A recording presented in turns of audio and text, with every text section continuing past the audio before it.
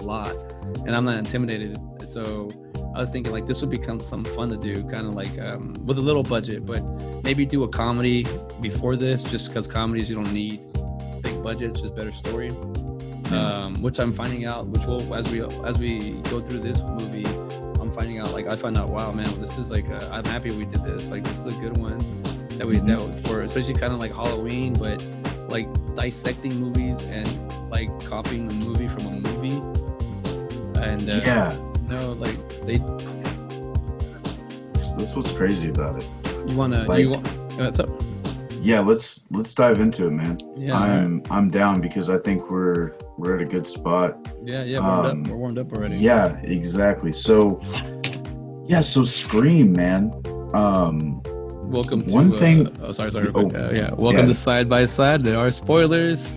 My name is CJ Robles. I am Ben Garrett, and welcome. Welcome. We're in the middle of October, man. Like 2 weeks, it's going to be the end of it. I know. This is the only month that I acknowledge every day of the month, and March. My two favorite months. Most of the months when the 15th hits, it's months over for me. Oh, March 15th, the Ides of March, my friend. Oh yeah, no, I'm talking about like anything. I know. January 15th, when they hit, those months are done except March and October.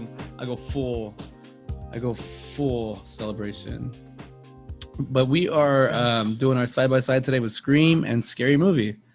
So we're warmed up. Ben, take it away. So Scream, man.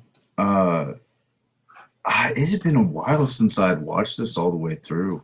Like I had a general idea of what happened, you know, and I knew how it ended, which is really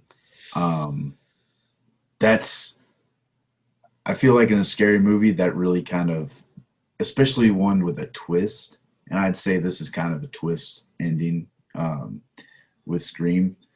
I forgot how good it was, man. One thing that I just right off the bat, I don't even know like how to, like what the technical term is for it, but like the panoramic lens, you know, I don't know if you noticed that, but like on the edges, like whenever you see Drew Barrymore, like it's like a telescope kind of, or I guess I put panoramic lens or like a strange lens on there because you get the shot like this.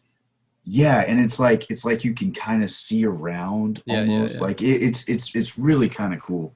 And like I said, I didn't even look up what it could have been. The fisheye lens, you think? Yes, that's probably it. Yeah, we'll call it that, the fisheye lens. Which, like I said, I never noticed that before, but just kind of like rewatching it and just not necessarily trying to pick up on things, but just like letting, like we try to do is just like let it come organically and what we notice. That was the first thing I noticed. You know, and this movie is just fueled by a universe where all these scary movies are around. Like you have Halloween, like it's not its own thing, like Nightmare on Elm Street, where it's just like it's a completely different universe kind of thing, you know, which is nice. You know, it's kind of grounded in reality, which is an interesting thing to have, and especially a slasher movie, because most of the times, man, you got like somebody who's just like way overpowered, or you know, just has a complete advantage over the other characters, where you know, in this one, the killer, like rewatching it, and like we said, spoilers, and you know, knowing that they are, you know, the killers are kids, it makes sense, you know, watching them stumble around and watching them mess up and get hit by, you know, like just you know, I don't think the whole Drew Barrymore scene, like, dude, she almost gets away. Yes. You know, and there's what was it? There was something that happened where she didn't get away. Like, it was just like, they barely got to it. Like, and if that didn't work, if they didn't kill her, then, you know, they would have gotten caught right away. I feel like, or at least it would have been a little bit easier, but dude, the depth of it too, like just the motive and everything like that is interesting. It's an interesting take on a slasher movie. You go for it. I I've was good. been. Oh, no, you could no, y'all. You talk, man. Talk. Let it out. Oh, Let that live and squeeze it. No, I was just gonna say, what was the purpose of her death? The main, like, was it just to kind of? I think that was Billy's It was his ex. ex-girlfriend. No, that Yeah, was Stu's ex girlfriend. Stu's ex-girlfriend. So, Yeah, but that was it, right? That was the only motive, was to kill her. There was nothing really. It was just kind of yeah. they're twisted. That's what they're kind of. Hmm. So they were going for Sydney, but they killed Drew Barrymore's character.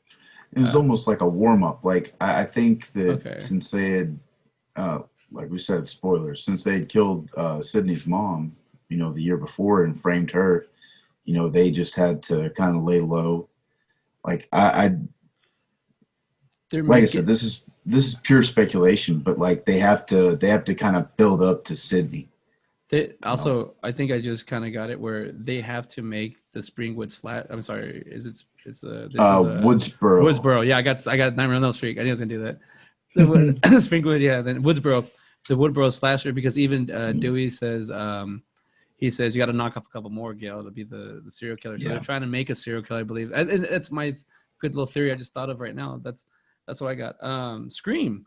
Well, I don't know where to begin with this one. I have so much about it.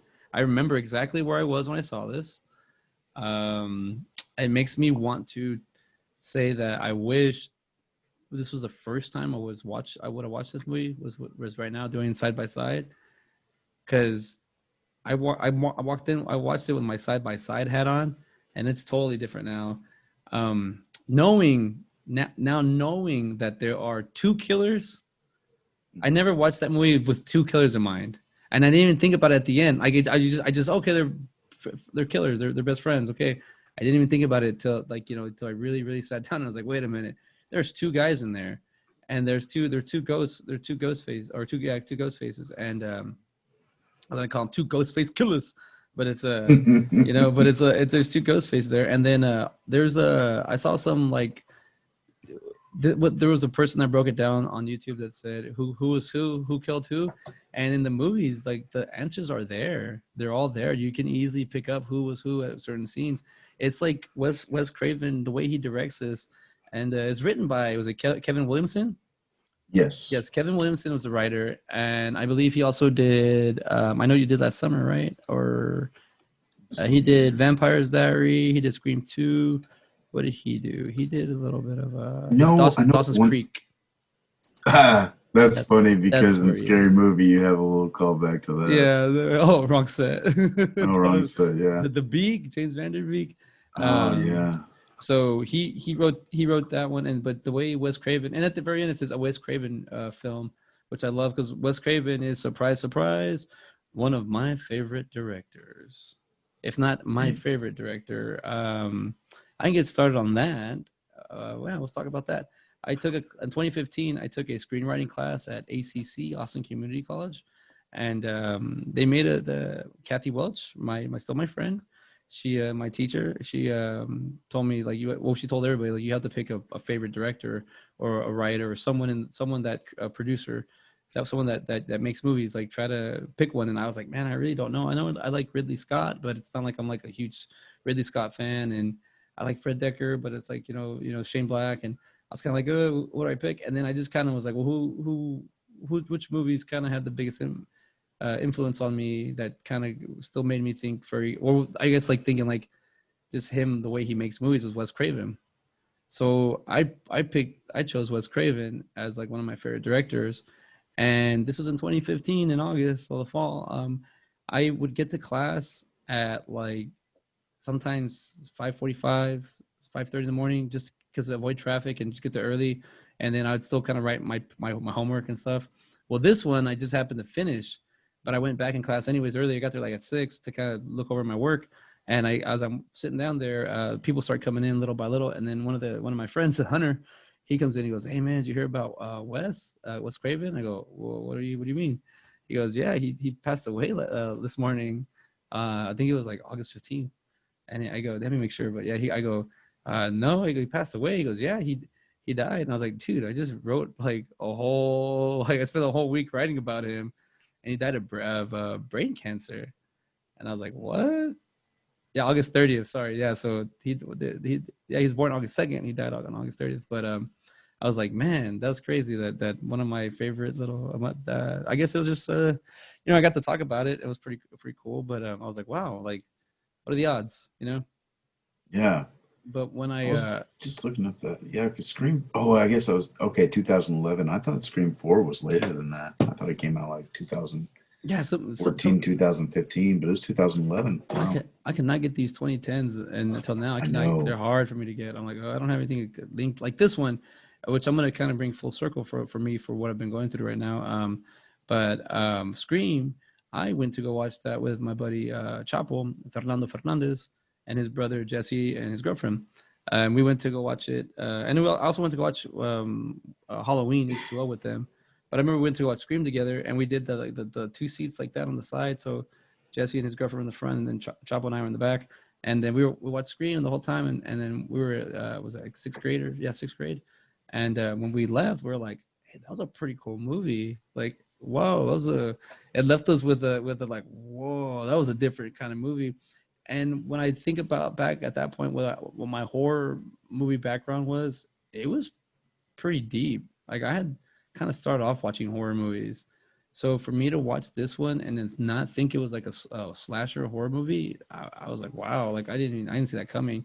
Watching it now, doing a side by side, man, I'm like, I understand a whole lot more why they did what they did, why they casted Neve Campbell. She's perfect in the role. Sidney Prescott, like she like I know I said what I say for Jeepers Creepers. Trish was one of my favorite new girl final girls, but man, Sydney, I gotta say, I think she's perfect. She can't really mess with her.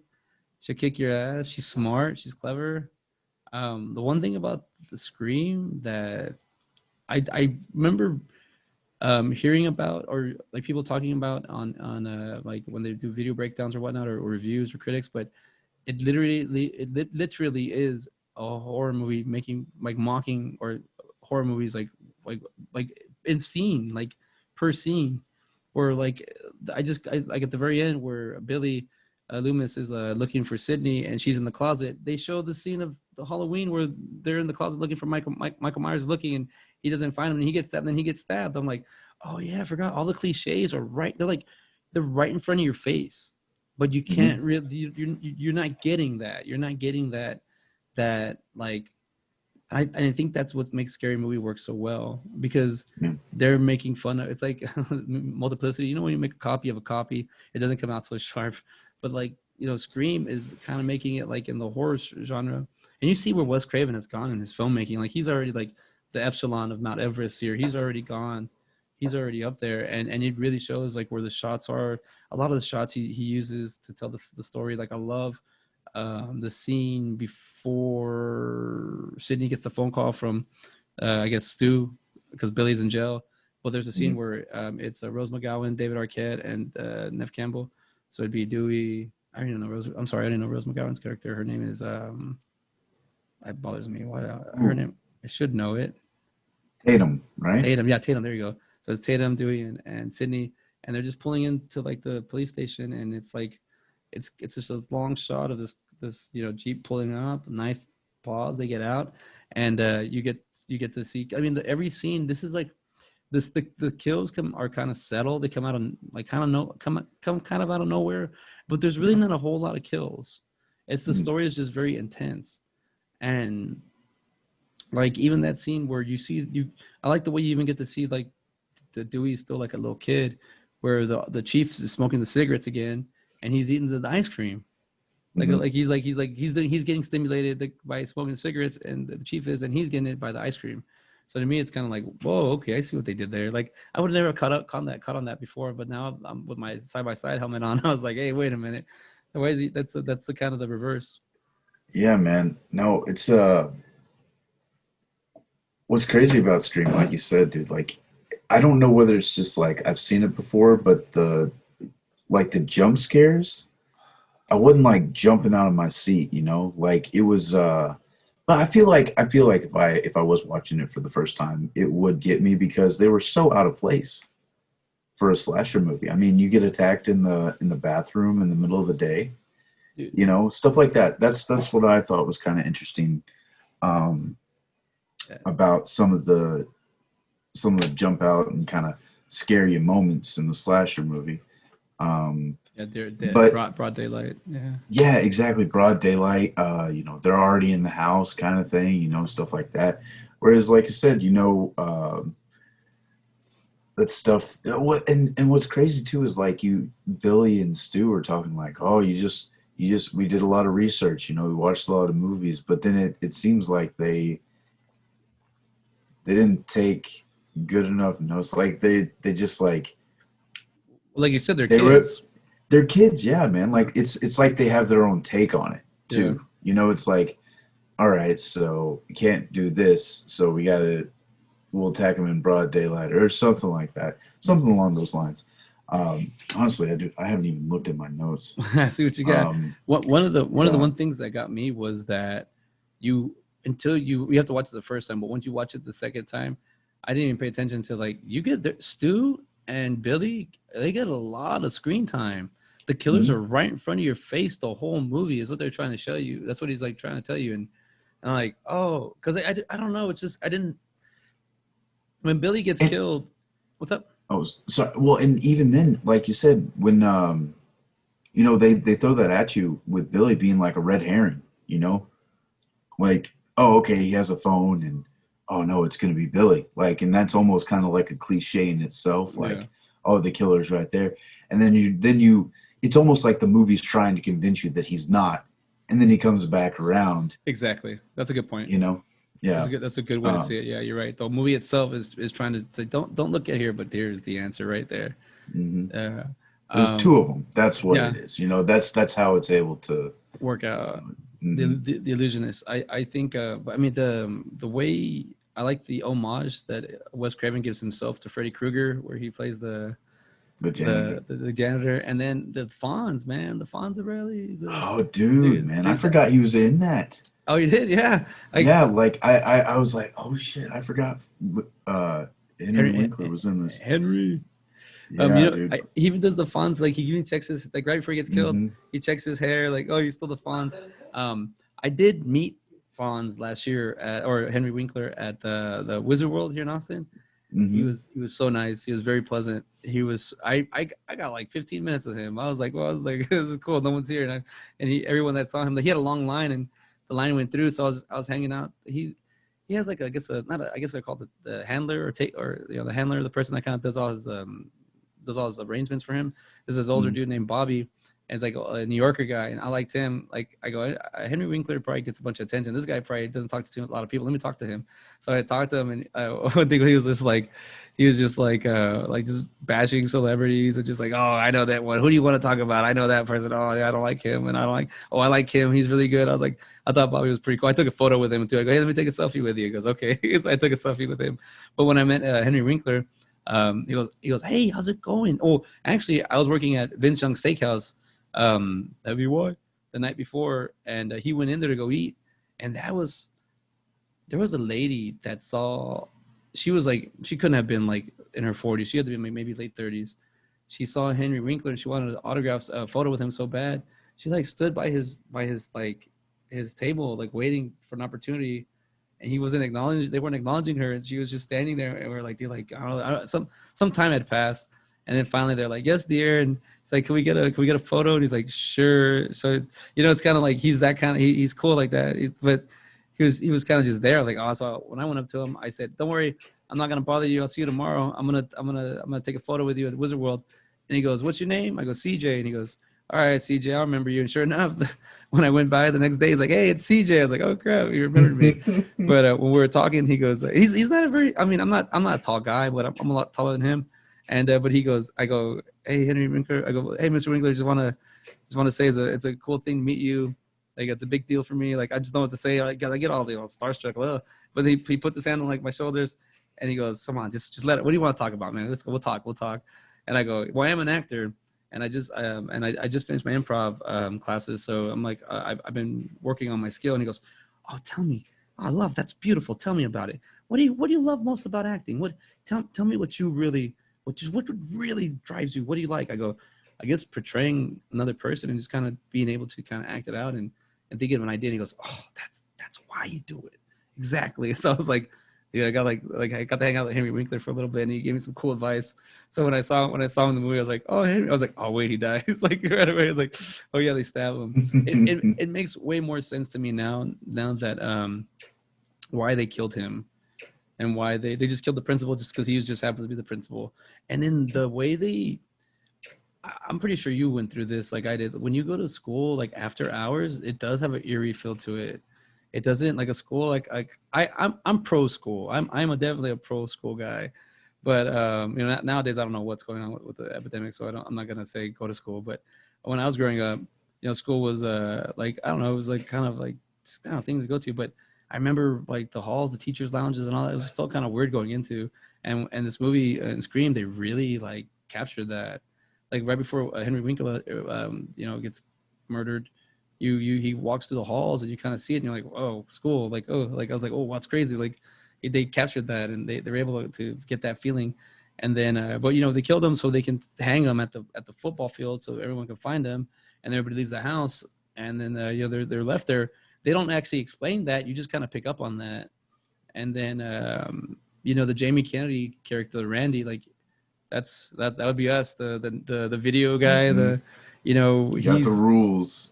Like he's literally telling you, making fun of movies, and he's doing it right in front of our face, like they're mocking us, like he's like they're talking about like the rules about living. And then I mean that's another thing. Sydney breaks the rules. She loses her virginity and she still survives. You know, I mean, Stu says I'll be right. This isn't a horror movie, man. It's life. You know? Oh, this one. But dude, you know what's funny is like I was kind of wondering about the principal's death and everything like that too. Like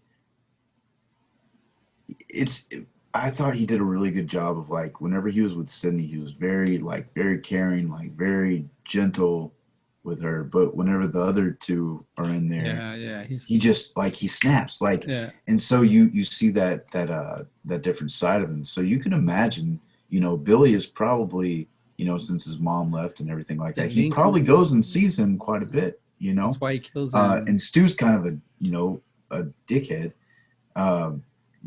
You know, kind of like one of those kids is just probably a little bit too full of himself too. So he, you know, they've probably had multiple interactions with this dude, so they probably have a little bit of animosity built up. You know, I can imagine you like I said, you see two different sides of the principal, and then you know even he tries on the mask, so you know that he doesn't necessarily practice what he preaches. Like he even has that little insensitivity about him. Like he's gonna try it on and see what it's like to be a killer, you know. Dude, you did a good side by side right there breakdown, because now that we do this, you're right, because Billy, I totally didn't think about that. Why would they pick the principal? Well, it makes sense. If Billy is the key to this, the drive, the force, where Stu is just the accomplice, just the sidekick.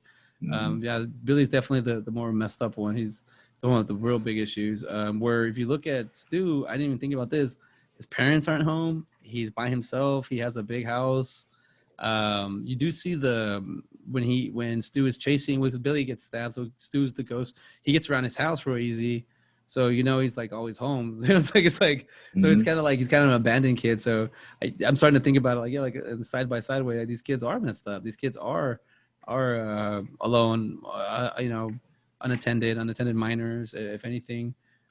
Was it Billy's mom died, or was his dad? She left because his dad was with Sydney's mom. And then Sydney, and even at that part, they hook up, you know, like our parents hooked up and now they're hooking. That's another thing.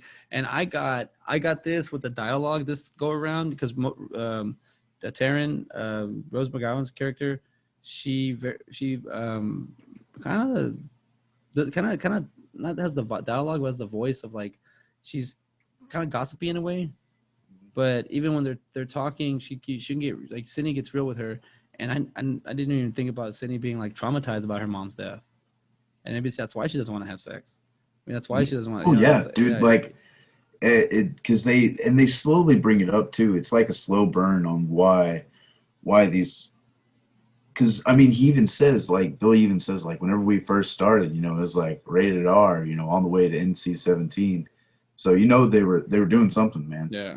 Like they were getting after it. They were probably having sex back then, and then after her mom gets raped and murdered, you know, that's gonna be like, oh, you know, like this is.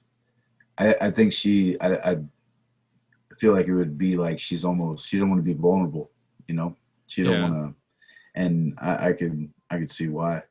And I think it's cool too. I know in the later Screams, like they bring back Liev Schreiber, and dude, Yeah. I totally forgot he was in. I mean, he has it's almost like a little throwaway role, but it comes Yeah. back, you know.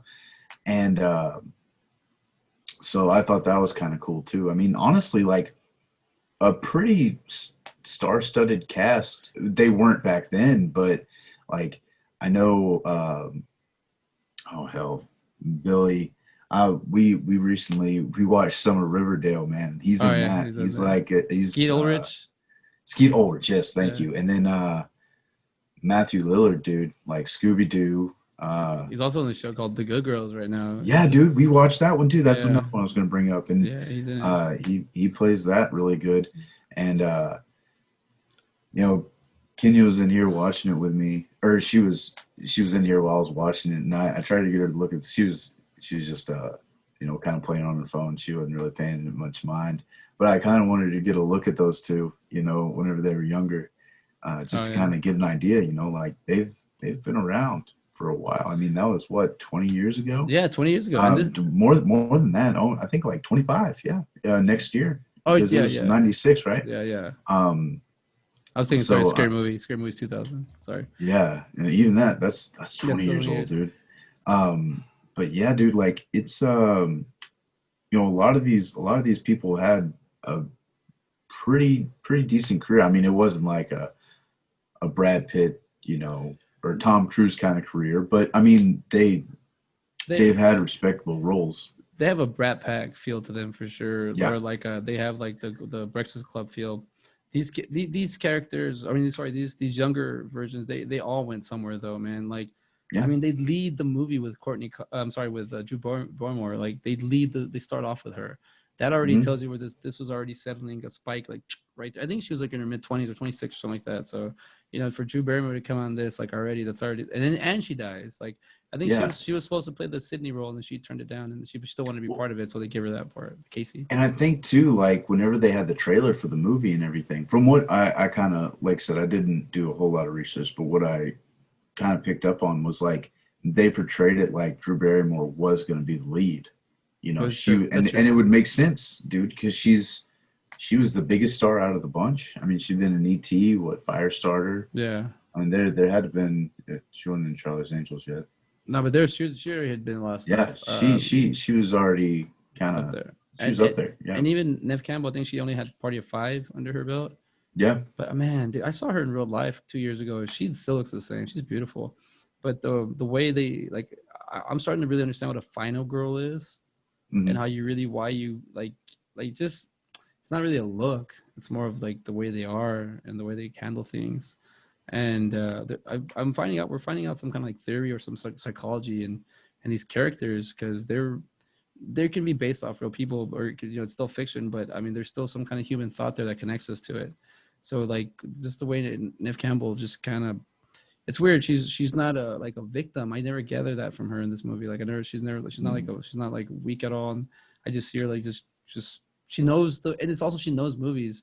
Oh, and that's like Billy knows movies and Stu knows like everybody knows movies in this movie. Dude, And they're that's always referencing, you know, like even the MPAA ratings, like that's how they rate, you know, their yeah. sex life. Like, oh, can you settle for a PG-13 Yeah, that's relationship? right.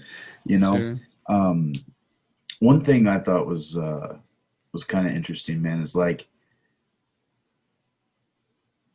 it really is kind of like a generation that grew up on slasher movies. And this is how kids would react if somebody came out and they were like trying to kill them. You know, like Mm, they don't.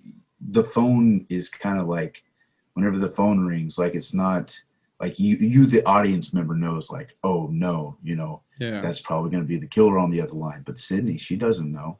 You know, she goes and picks up the phone at Tatum's house, and that's right after that.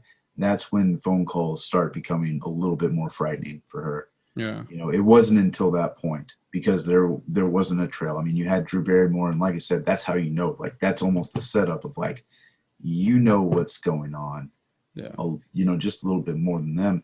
But I mean, what I was gonna kind of get at is like the way Tatum reacts whenever she sees the killer. Like, oh, it's not that big a deal, you know. And I feel like that is like you would think it was a joke. You know, you would just be joking around. I mean, you wouldn't take it seriously, especially, you know, you have kids running through the hall in a mask and the same thing and all this other stuff. And like, dude, like, I feel like they capture that perfectly of like, this is a slasher movie for people that know the rules. You know, they've seen a million slasher movies. They grew up on them. I mean, they, in some cases, in Billy and Stu's case, idolize them. Yeah. You know, and so I thought that was kind of neat. You know, like I never caught that before of like why it really kind of is a parody of all these other movies without being a slapstick parody like Scary Movie is. You know, like these two. So for these two worlds existing, it's just it took a bunch of because the whole time too, Wes Craven is one of the pioneers for slashers. Mm-hmm. So he's making fun of himself at the same time. So I think it's easy for him to really understand where he's going with this. Or is it Tatum says something? Oh, it's not one of those Wes Carpenter movies. Like it's John stuff Carpenter like and Wes Craven combined. Yeah. So they take jabs at each other. There's little subtleties things that I caught now that I didn't catch. I mean, there's a lot of little things you always do now, but like you hear like the scene where Sydney is getting attacked by Ghostface, but you hear a little. She turns a little bit because she hears a crack in the closet. I never caught that before. There's a cracking noise, so she goes to check it out, and she ignores it and goes back outside. That's why when she goes inside to shut the door and he comes out of the closet, like he was already in there.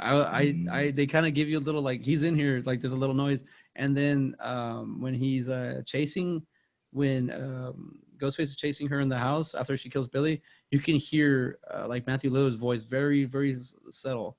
And one of the videos I saw online, they brought out those 2 points, and I was like, okay, cool. It wasn't just me. Like I actually picked up on those. All right, so they're in there. There's the Tatum character, like that kind of got me too, where she dies with the Rose McGowan character, where she just I feel like she just got to the party because she gets there and go give me a beer. Like Stu like tells her like he sets her up for that. Like I didn't catch that before. I caught that now real easy. I caught it where she says, "Go get me a beer," because Billy's waiting for her, you know. And she does take that very, I don't know, like just like someone's messing with her. Oh, this is why I was like, why does it feel like why doesn't she take that serious at all? Well, there's a third Ghostface in this movie that I didn't know. One of the videos that I came across, they said the third guy is when Sydney's in the restroom. That's not Billy or Stu. That's just somebody joking around. Because, you think? I mean, they had a knife and everything. No, he didn't have a knife. And he has black boots, and then Billy's on the other side, so it's not Billy for sure. And then and it's not Stu because the way I didn't even realize this either. The way Billy kills is one-handed, and the two-handed kills is Stu. So in the restroom there weren't any hands. So I mean it was just hands. There weren't any knives. So someone said that. So I'm believing that. I don't know if that's really what it is, but like that it was a hoax. So that person was faking it. So that's why when Tatum goes she's like, nah, it's just another person faking it. Or, you know, that's why it's like, I think it's a common thing because you do see them with the kids running around the hallway wearing the mask and they're joking around with it. So I'm thinking that it's kind of like, but also that throws me off. If there is a curfew and there is a killer, why is the deputy dropping off his sister and her best friend that are witnesses or targets in this, suspects or whatever, to a party? They knowingly know there's a party going on. Like why would they do that? Well, I feel like he thinks that there's safety in numbers. Like the killer isn't going to be, you know, what can one person do in a big party like that?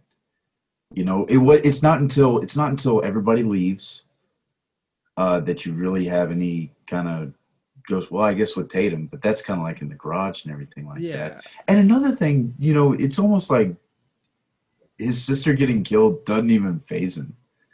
You that's know, true. That's true. I feel like Even in the that's second kind and of third one, strange. yeah, they never bring that up. Like he wasn't really close Yeah. to her. But even like as she when she dies on the garage, what was I gonna say? Like I was like, that was kind of a weak death. It's kind of like, Yeah. and now when I see it, I was kind of but it does lead for the scary movie version of that death, which is so dumb. So dumb. Well, at least the door came down in that one.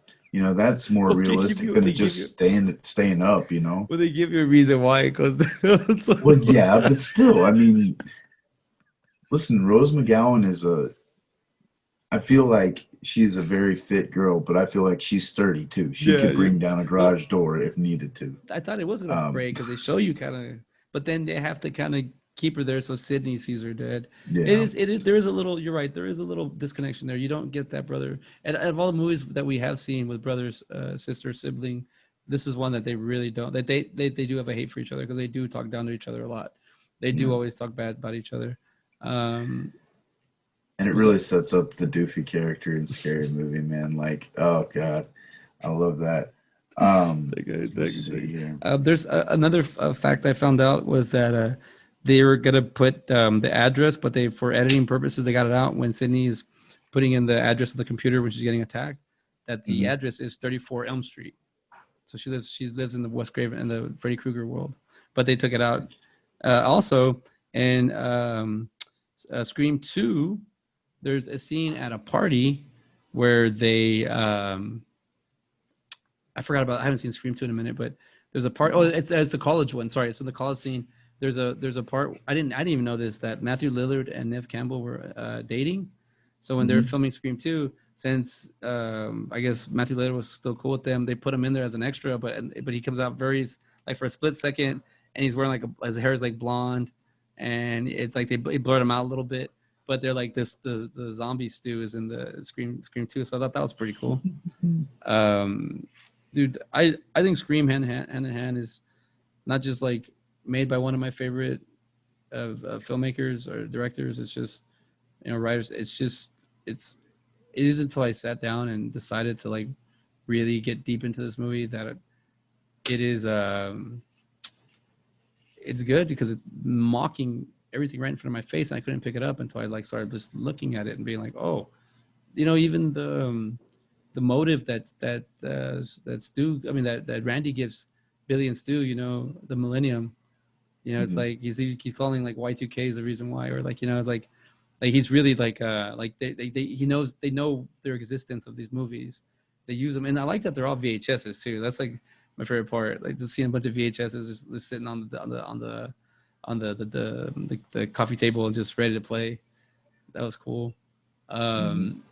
I'm actually remember I put the movies in the background and that stupid scene's going on right now with the girl with the with the I forgot the whole house shakes. Yeah, in Scary Movie, Yeah, dude. everybody's just like, "What's going on?" Yeah. It's so dumb, man.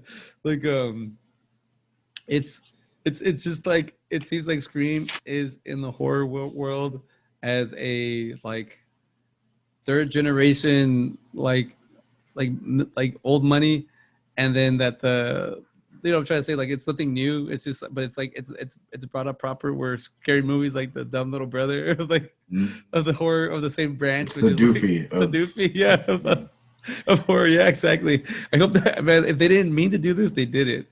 Mm. Dude, I honestly think that they had like a script for Scary Movie before Scream probably came out, and then they just had to like rewrite it to where Scream was like, oh, they were like, oh no, we have to do Scream. I mean, it's Well, made 4 years later, but I still feel like I know what you did last summer. I mean, I could be wrong, but I feel like there's probably you know uh, treatment for something along those lines. They. well, the original title for Scream was Scary Movie. Mhm. and then the producers changed it, and I think Wes Craven said he didn't want to change it, but then he went with it. He said, "Oh, I like it better now." So there's a scene where they say the name in the movie. That's like a thing I'm catching. A lot of people like the name. Some like Stu says it subtly, like "Don't scream" or something like that. Like, but I caught on to that. I was like, "Oh, forgot they put the name in there." So Scream, it was released December 18th, 1996. It is 111 minutes running time. The budget was 14 to 15 million. And box office was 173 million. God, it killed. Wow. That killed. That's wow. That killed. On IMDb, it's got a 7.2 out of a 10. So that's out of 281,000 votes. That's good. It has a horror mystery. I mean, you find out the killers are at the end of the movie, and when I think you have to rewatch it because you pick up so much, and I mean, there's two killers throughout the whole movie, and they make it seem they stitched it to make it seem like it's one person. It's one person doing all the killing. It's two people, and they're both messed up, and wow, the Rotten Tomato score is wow. Out of 74 critics, it's a 78%. Out of 478,533 audience, it's 79. Wow, this is like a great movie. It's great for a horror movie.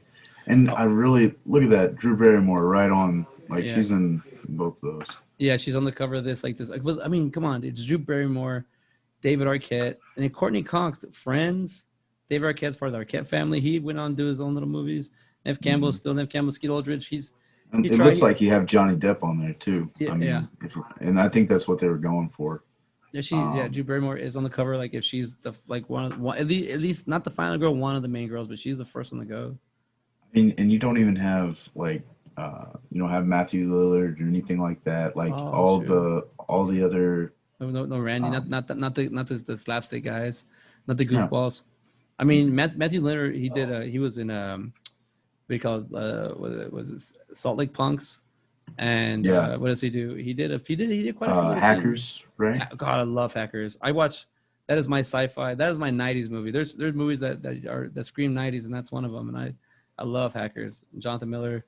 It's got a lot of great players. A lot of good people, actors in that movie. Yeah, you're right. This movie poster for Scream is just. It's like it is. I mean, it's supposed to be off of Wes Craven's New Nightmare. The seventh installment of the Nightmare on Elm Street. It's supposed to be what inspired Scream, and I understand why watching so many like horror movies and understanding the time frame where they came out and how they were able to change. Like a Nightmare on Elm Street is a beautiful concept of taking the fans themselves. It's a fan movie. That's what I love about that movie. If you have to watch, I'm gonna get about my Nightmare on Elm Street, Freddy Krueger. If you I love. Hey, can we pause for just one second? Sure. Sorry.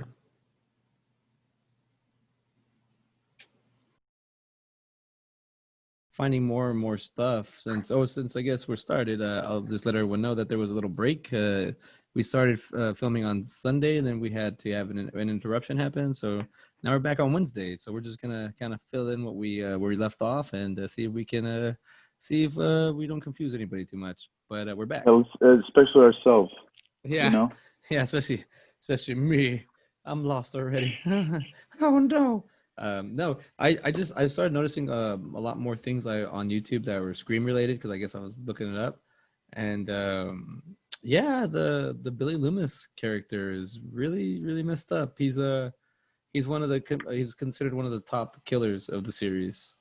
Really? Yeah, it's him, and then in the last remember there's spoilers.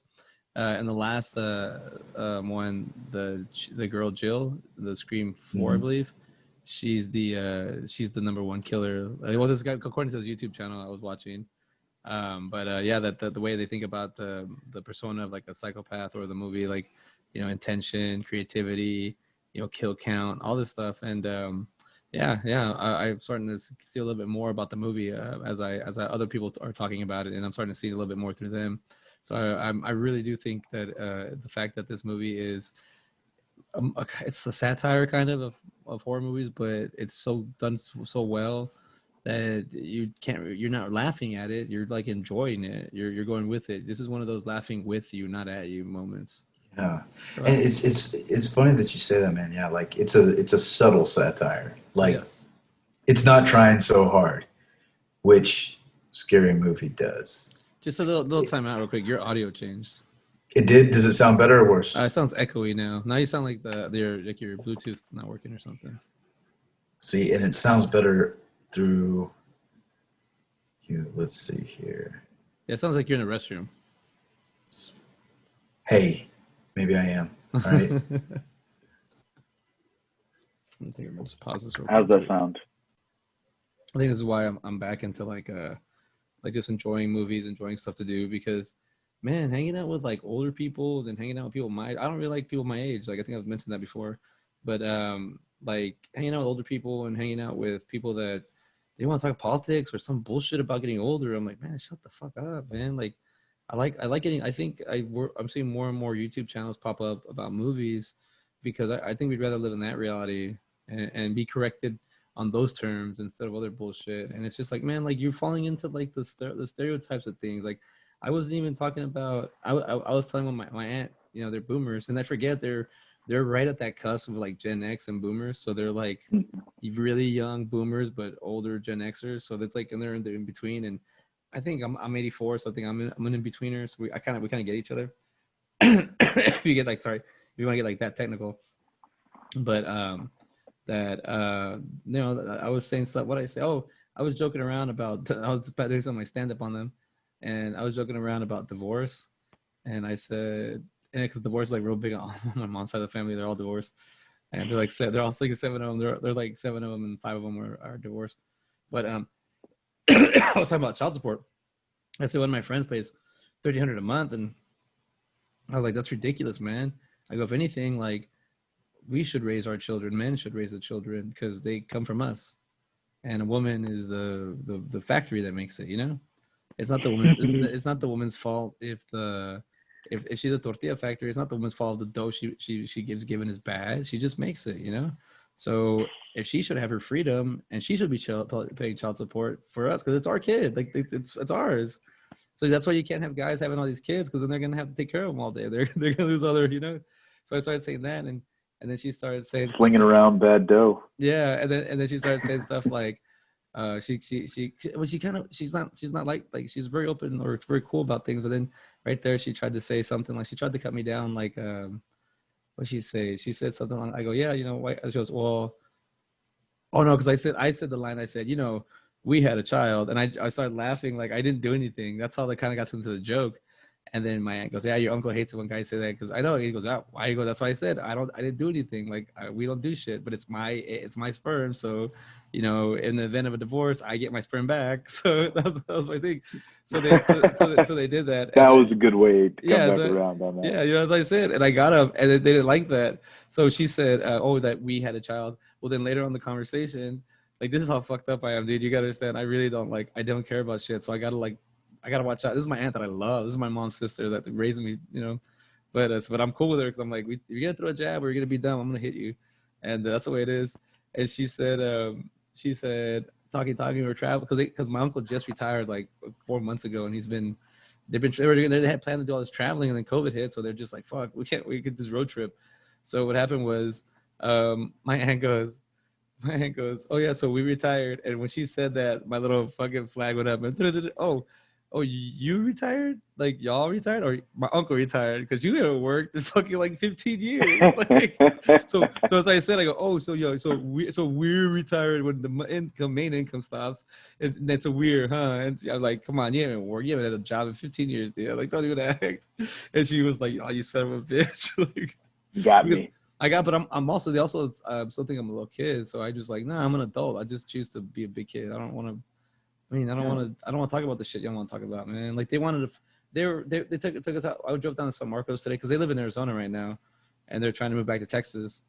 And that's where my uncle. He's from Arizona, so he went out there to finish his last like farewell or whatever his job, and then he came back.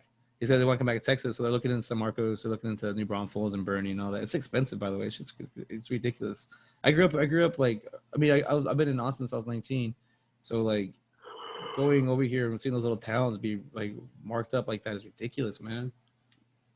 Oh, they get you, man. And the San Marcos being like a little college town, dude. I feel like college towns, like they can jack up their prices because kids are going to pay for them, and then anybody else who doesn't want to, you know, anyone who wants to be on the outskirts, they'll pay that, you know, so they aren't around. It's true. Yeah, and you know what? I did notice driving around that college town. I was like, God damn it! like damn.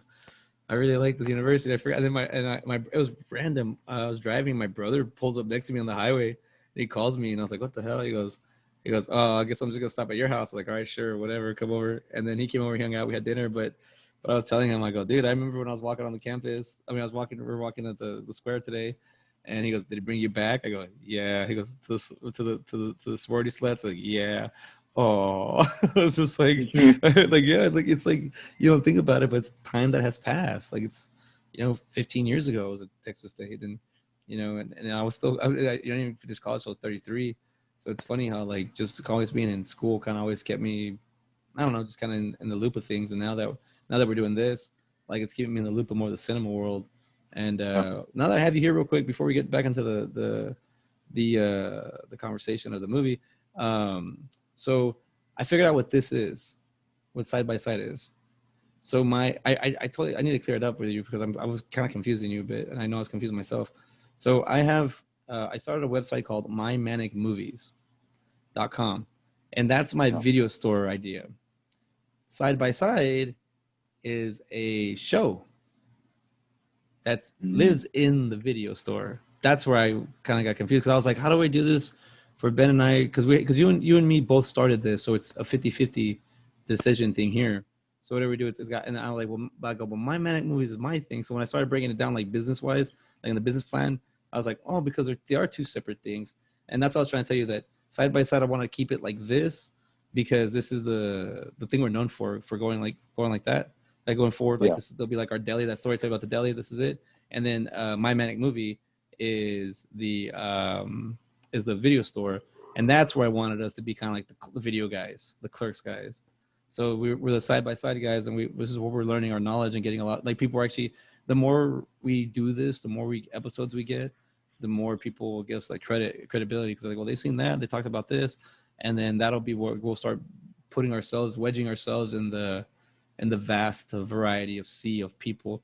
And there's a lot of people talking about right now on YouTube how like they're gonna the demonetization, like the people aren't gonna be making money anymore on YouTube, and I'm fine with that.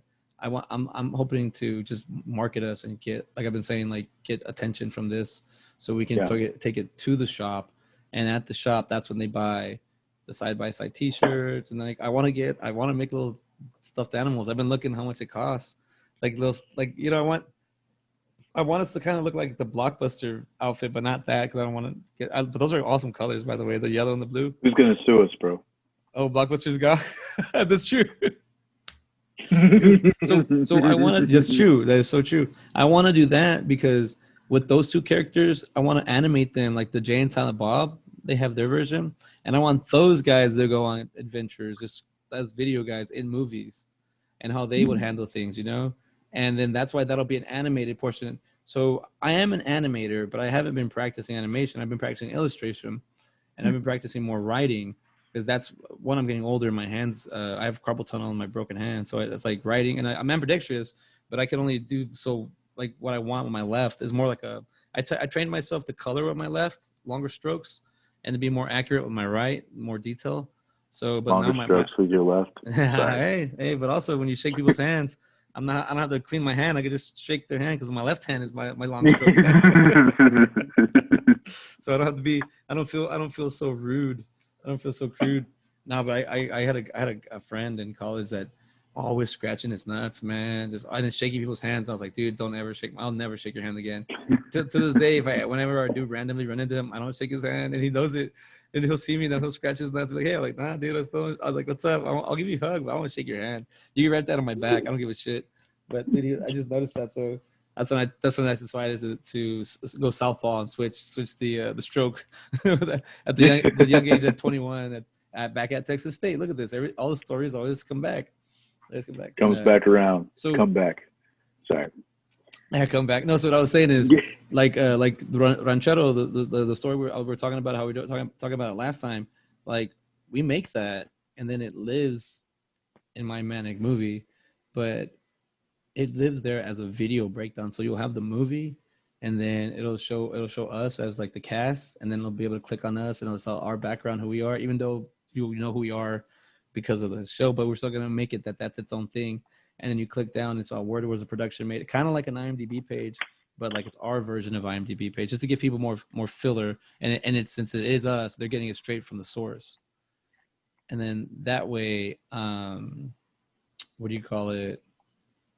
That way we have like, I don't know, we could keep growing it, and like the animated series will live there. So I was saying about my hand was like, I don't want to mess it up too much, and so I want to get to the point where we have enough revenue where I could just hire a few people just to kind of get the show started, and then see if we can spin off and sell it. Because I wanted to share this with you, this idea, because I want you to practice writing more than, I don't know, anything. Because on Indeed, when I get on there and I look at the jobs for just anything I can do, one job that I can do, but I don't know how, I haven't really done it, but anyone can do. It's called a content creator.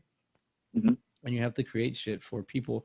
A lot of it is more like marketing and ways to like do web and get their people's names out there and stuff like that. But there's also like YouTube channels that want people to write for them, and those cats, they can make like 80 to 100 and like 1,215 grand a year.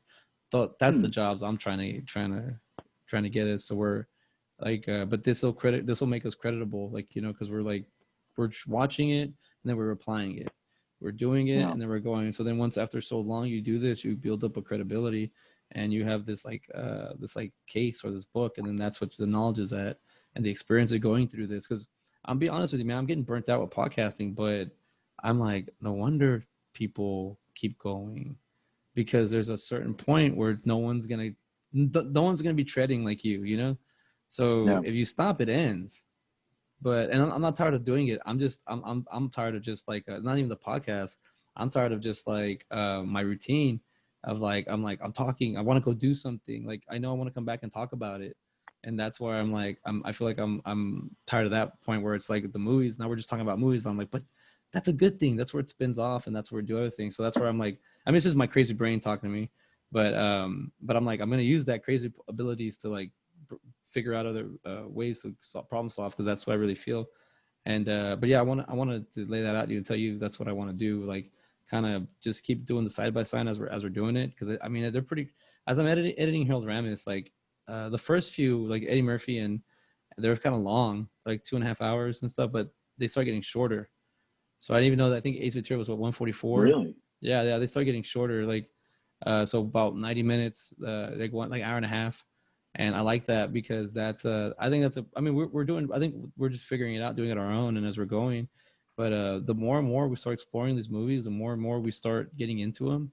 I really think I don't know, man, it's doing something to me, the way it thinks. So I think it's probably doing the same thing for you, because now we're saying like just the creeper, man, just like figuring out that it was the director, and I was also going to tell you, he's born 3 years before my dad, and my dad's 60.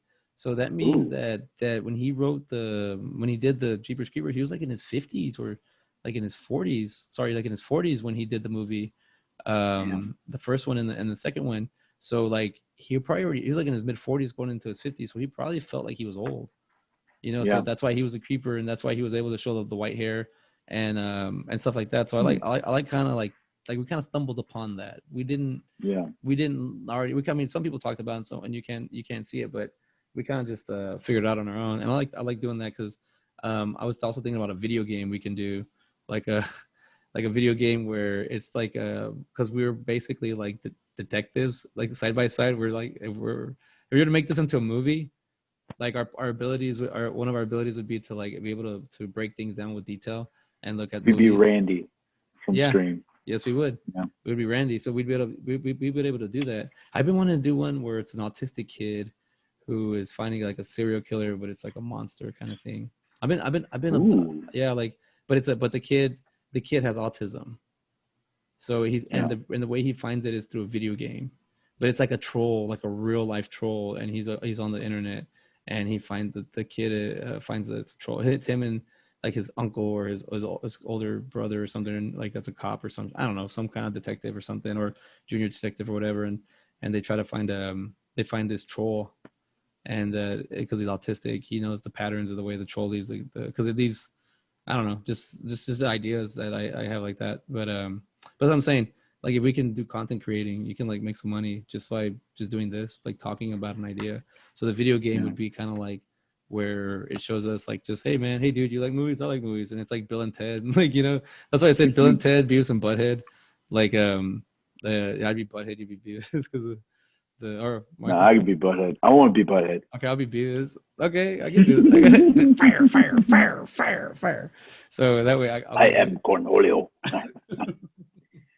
Well, you get what I'm saying, right? Dude. So the video game, so that way it keeps people entertained at the website, and the video game would be more like one of those I don't know, like the kind of, I guess, Angry Birds style, where you just kind of flick it with your one of those games you make on like Pyramid or whatever it's called.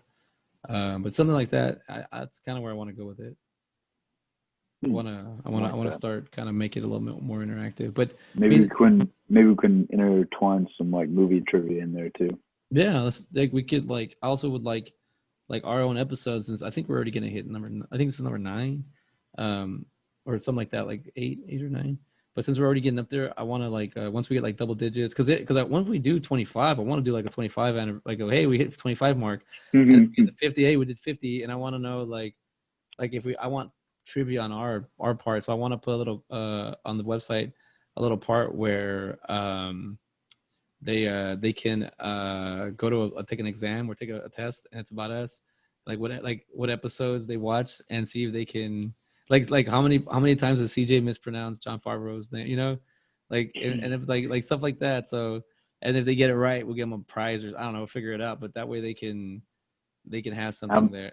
How many movies has CJ given 13 to? Yeah, like how many 13s right away? It's like something like that. Like what are CJ's top 13 or like top 13 movies or something like that? Like you can find out, because I also want to connect this with my IMDb, and not like connected like where I have that, but where with the stuff I do on IMDb, like the movie check-ins, I want to put them in here. So this is where I want in my Mag movies, I want secondhand sequels to live, because I just saw the Clumps part 2. God, that's so funny. Like, dude, it really is, and it's yeah, it was a totally different movie than The Nutty Professor. Like, yeah, I really enjoyed The Nutty Professor, and like I just recently watched The Clumps, like maybe like a month before that, maybe even less. Yeah. And then I watched Nutty Professor. I was like, man, Nutty Professor's really good. And I really enjoyed The Clumps too, like with his dad. Like, I think he played one more character in that. He played a younger version of his dad, and they credit him as that too. Yeah. Because I mean, it was he had different makeup, and I imagine that's younger. Why he wanted to get credit for that too. Like, I mean, I sat in the chair for hours and hours. Yeah. You know, want that credit. But the granny, man, he did it fantastic. Yeah, I mean, the interaction, the way they like so this is like, that movie would be like a 5-minute review. I want to do like a secondhand sequel. It's somewhere between like because it's easy. I didn't realize the time just goes. You could easily, the videos I sent you for starting off editing, like I got 7 and 8 and 10 minutes like that. It didn't even feel like nothing. So I was thinking somewhere between 7 to 10 minutes, and then just kind of like, hey, CJ from My Manic Movies. Here's a secondhand sequel, The Nutty Professor 2, The Clumps. It's because it's not a side by side, but it's a spawn of side by side. So I was like, you know, we did the Nutty Professor and Norbit, and at the same time, recently later I ended up watching you know, The Nutty Professor 2, and I gotta say it's a good movie. I like it. It's very entertaining.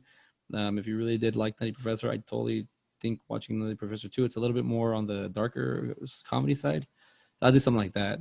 So that way they, so someone could like kind of, that way it doesn't take so long to make the video, and it kind of still gets it out there as a suggestion. And that's why I kind of want it to be like, remember in libraries, when libraries had those Rolodex and you pull out those cards and you know, you look for your book like that, kind of want that, but with the movies, that idea with movies. So like, oh, they did Gone in 60 Seconds. Oh, they did Heat. Oh, you know, just an add, because to add to side by side. So that's why you do the secondhand sequels, and then which will also be with the 5-minute reviews or quick reviews. Like review, like movies that you review under like 5 minutes or like 3 minutes, just so people can kind of get a feel if they want to watch it or not. Like no spoilers. Like you just kind of like you just it's the way we talk about it. Like I do recommend this. This is the reasons why. If you like suspense, if you like horror, stuff like that, like we can do that kind of thing. Kind of just build on the Not page. a bad name. Which one? Sir, no spoilers. No spoilers. Just a little 5 minute, little 5 minute review. Yeah, 5 minute review, just like or yeah, as quick as you can, like, you know, and be like, yeah, no spoilers, no spoilers. That'd be cool. And that way we just talk about like a movie that we saw, because it could be like any movie. Like, hey, I just saw, because I do watch random movies. I'm like, hey, I just saw, you know, what I watched the other day, The Zookeeper, and I actually thought it was funny. Like I thought it was funny. You said Joe Rogan was in that. Yeah, Joe Rogan's in it, and he plays kind of like what you think Joe Rogan would be like, you know, and he kind of like obnoxious kind of guy. But he's not like that. But if you read him on paper, you would think that. But he's really chill. I would think so. But well, now he's in Austin, and now you're in Dallas, I'm here, so it's like we're in the podcast mecca, is what they say. So I'm telling you, this is the time to get it going. Let's see here. Let's get back. All right, so that was cool. Thanks for listening. Yeah. Dude, so one thing I want to just kind of say that I was wanting to get out the other day, wouldn't it have been crazy if like Sydney was the killer through that whole thing?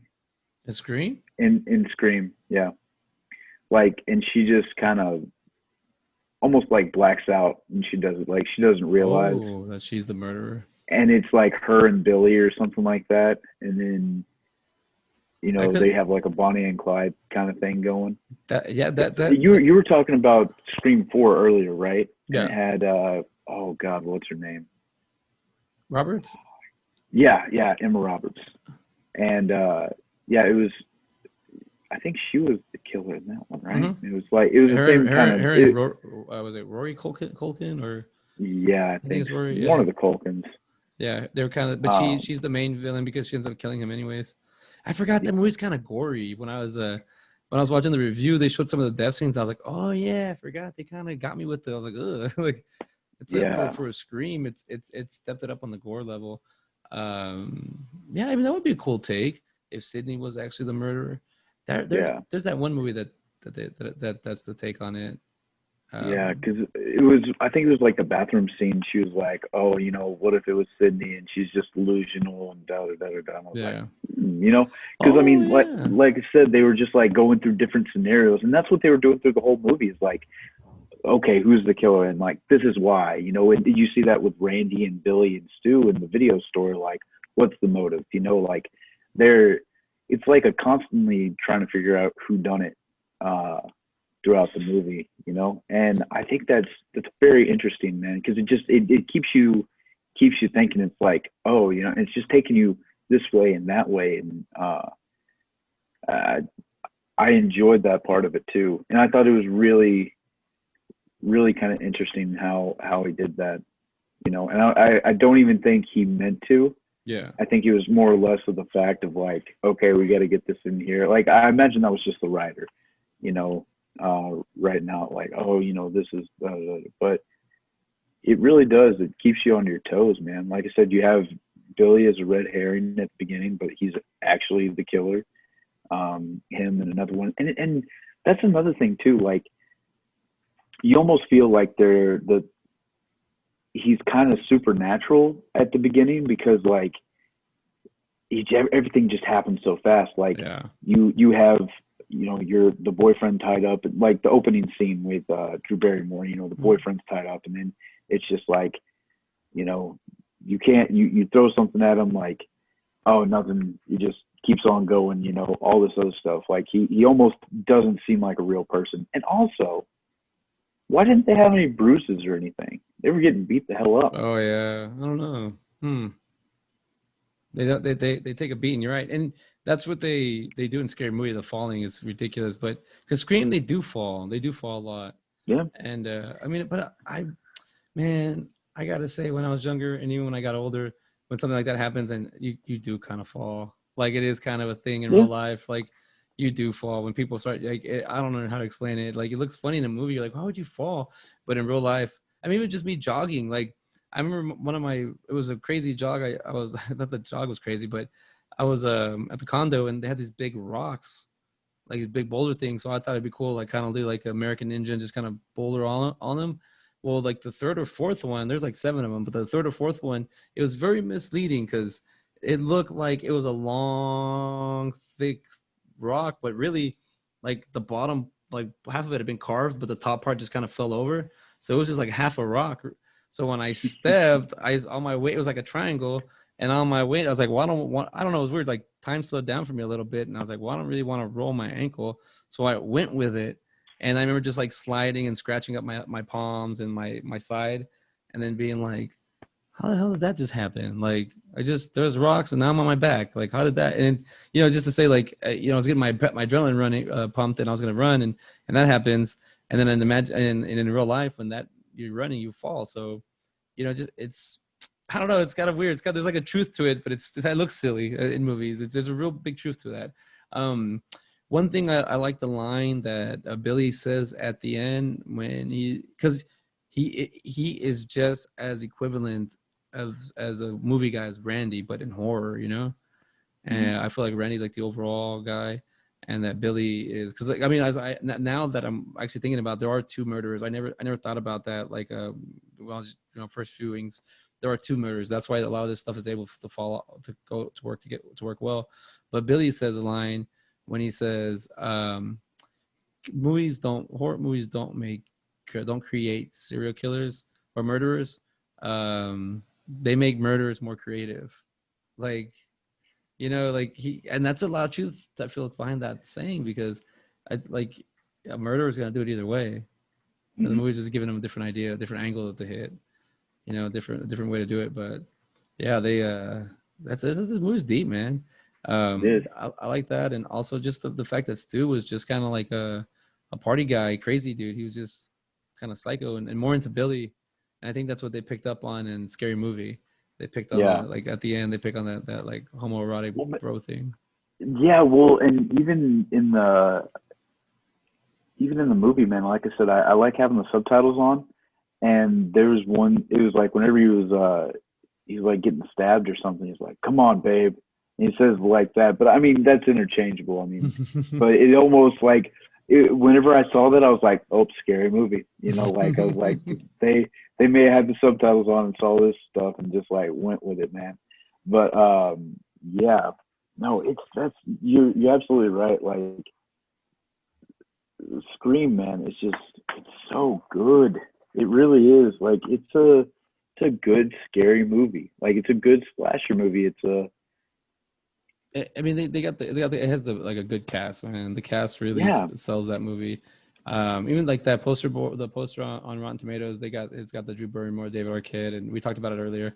The Courtney Cox, the Neve Campbell, and the Skeet Ulrich. They just look like this movie. It just looks appealing. It looks like, oh, they look interesting, Not knowing that, I mean, the killer is right in front of your face the whole time.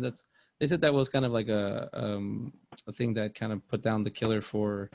I guess Billy's version of Ghostface, but he was still kind of like a badass about it. But like we looked earlier, the Rotten Tomatoes score of 78 to 79, that's like they're still kind of even. Yeah. And it's dude. Oh, sorry. Go for it. What were you gonna say? No. I was gonna kind of go on a different tangent, but no, man. I was just gonna say, like the end of the movie, whenever Jamie Kennedy's watching Jamie Lee Curtis. Yeah. I had that written down too. He's like, "Jamie, don't do it." He's like, "Watch out behind you." It was almost like he was talking to himself, Keep going. I was just gonna say, I don't know whether that was intentional or not, but it definitely made me kind of laugh. Just like knowing that's Jamie Kennedy. Oh, it's his own name. Yeah, it's his own name. Yeah. So okay. Yeah, I get what you're saying. Yeah, he's talking to himself. Like, and in the movie, he literally needs to turn around, and he's talking to Jamie Lee Curtis, and his name is Jamie Kennedy. Oh, wow. And the movie's name is Randy, but he's talking about that. Oh, wow, that's a good one. He's talking to the actor Jamie Kennedy. Yeah. But I mean, like I said, it could go either way. But it's a cool little thing too. like I said, I doubt that Jamie Kennedy was like, all right, we're going with Jamie Kennedy. He has the same name as Jamie Lee Curtis. This is going to be a great joke. I doubt that was the actual intention, but it definitely, I think it turned out nice that way. But yeah, man. And then the whole Stu thing at the end too, where he's like, you know, I feel a little woozy here, you know, and just that whole last scene too is like, it's such a big comic relief.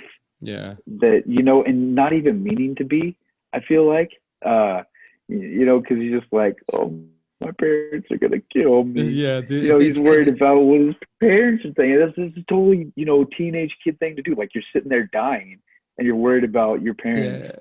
Yeah. And he also says, "Are you gonna tell my mom?" Yeah, like he's like, "I'm gonna be so pissed." Like, exactly. that really does help the Stu character out a lot. Like, it is kind of that one is more. When I found out he was a killer, I was like, "Oh, okay, I can see that now." Like, he's really. I was wondering. I was like, he's not gonna get killed, and then he comes up the side. I was like, "Oh, okay," because there has to be another guy. Like I guess what we talked about last time was the budget was 14 to 15 million, and it made 173 million. Man, that's a killer. That's a grand slam and some. Like, yeah, man. That is quite a bit, isn't it? I mean, yeah, that's good God. huge, like almost 100. It's more than 100%. Yeah. Oh yeah. That's like almost 500%. I mean, I'm not gonna talk about my percentages powers or lack thereof, but that's a lot of loot. That's a lot of hooch. That was a rough guesstimate, by the way. I don't even care how right or wrong. That was a good loot. Booty. But what would you rate Scream, since we need to move on to Scary Movie? 9. I gave it a 9. Yeah. It's a solid movie. I may be a little biased. Like I said, the scary movies aren't my, like, excuse me, I'll say horror movies. That way we don't get too confused. Horror movies are definitely not my, like, go-to genre at all. So I will say that. But that being said, too, like, this is a great movie. It really is. Like, it has solid writing. It's shot well. They capture the characters well. They capture the killer well too. Like, watching it again and not even, you know, like I said, knowing that they're kids as killers, like teenagers, and you just see them like screw up all the time, and they still get the kills and stuff like that. But it's sometimes it's very sketchy. I mean, here's another thing, man. Sorry, I know we kind of need to move on, but like, keep going. Whenever Sydney calls the cops, do you think that they were intending to kill her that time, and it just didn't happen? Oh, you're talking about the first time when the first time. Yeah, I think they were trying to kill her. So, and that just kind of goes to show you too, like, their plan it messed up. Yeah. I mean, and it didn't, and so they had to improvise, and that's difficult to do when you're trying to kill somebody. I mean, no experience. No experience, but if you're imaginative, you know. Yeah. So I think that's kind of interesting too. Like, they tried to kill her, you know, a couple times, and it just didn't work. And I think maybe a little bit of that has to do with, like, maybe her mom dying, and she's definitely a little bit more defensive than the rest of them. I think she's going to be more alert than all the others, for sure, because she may not know that there's, like, a serial killer loose, but she knows, like, oh, my mom was just murdered a year ago. Yeah.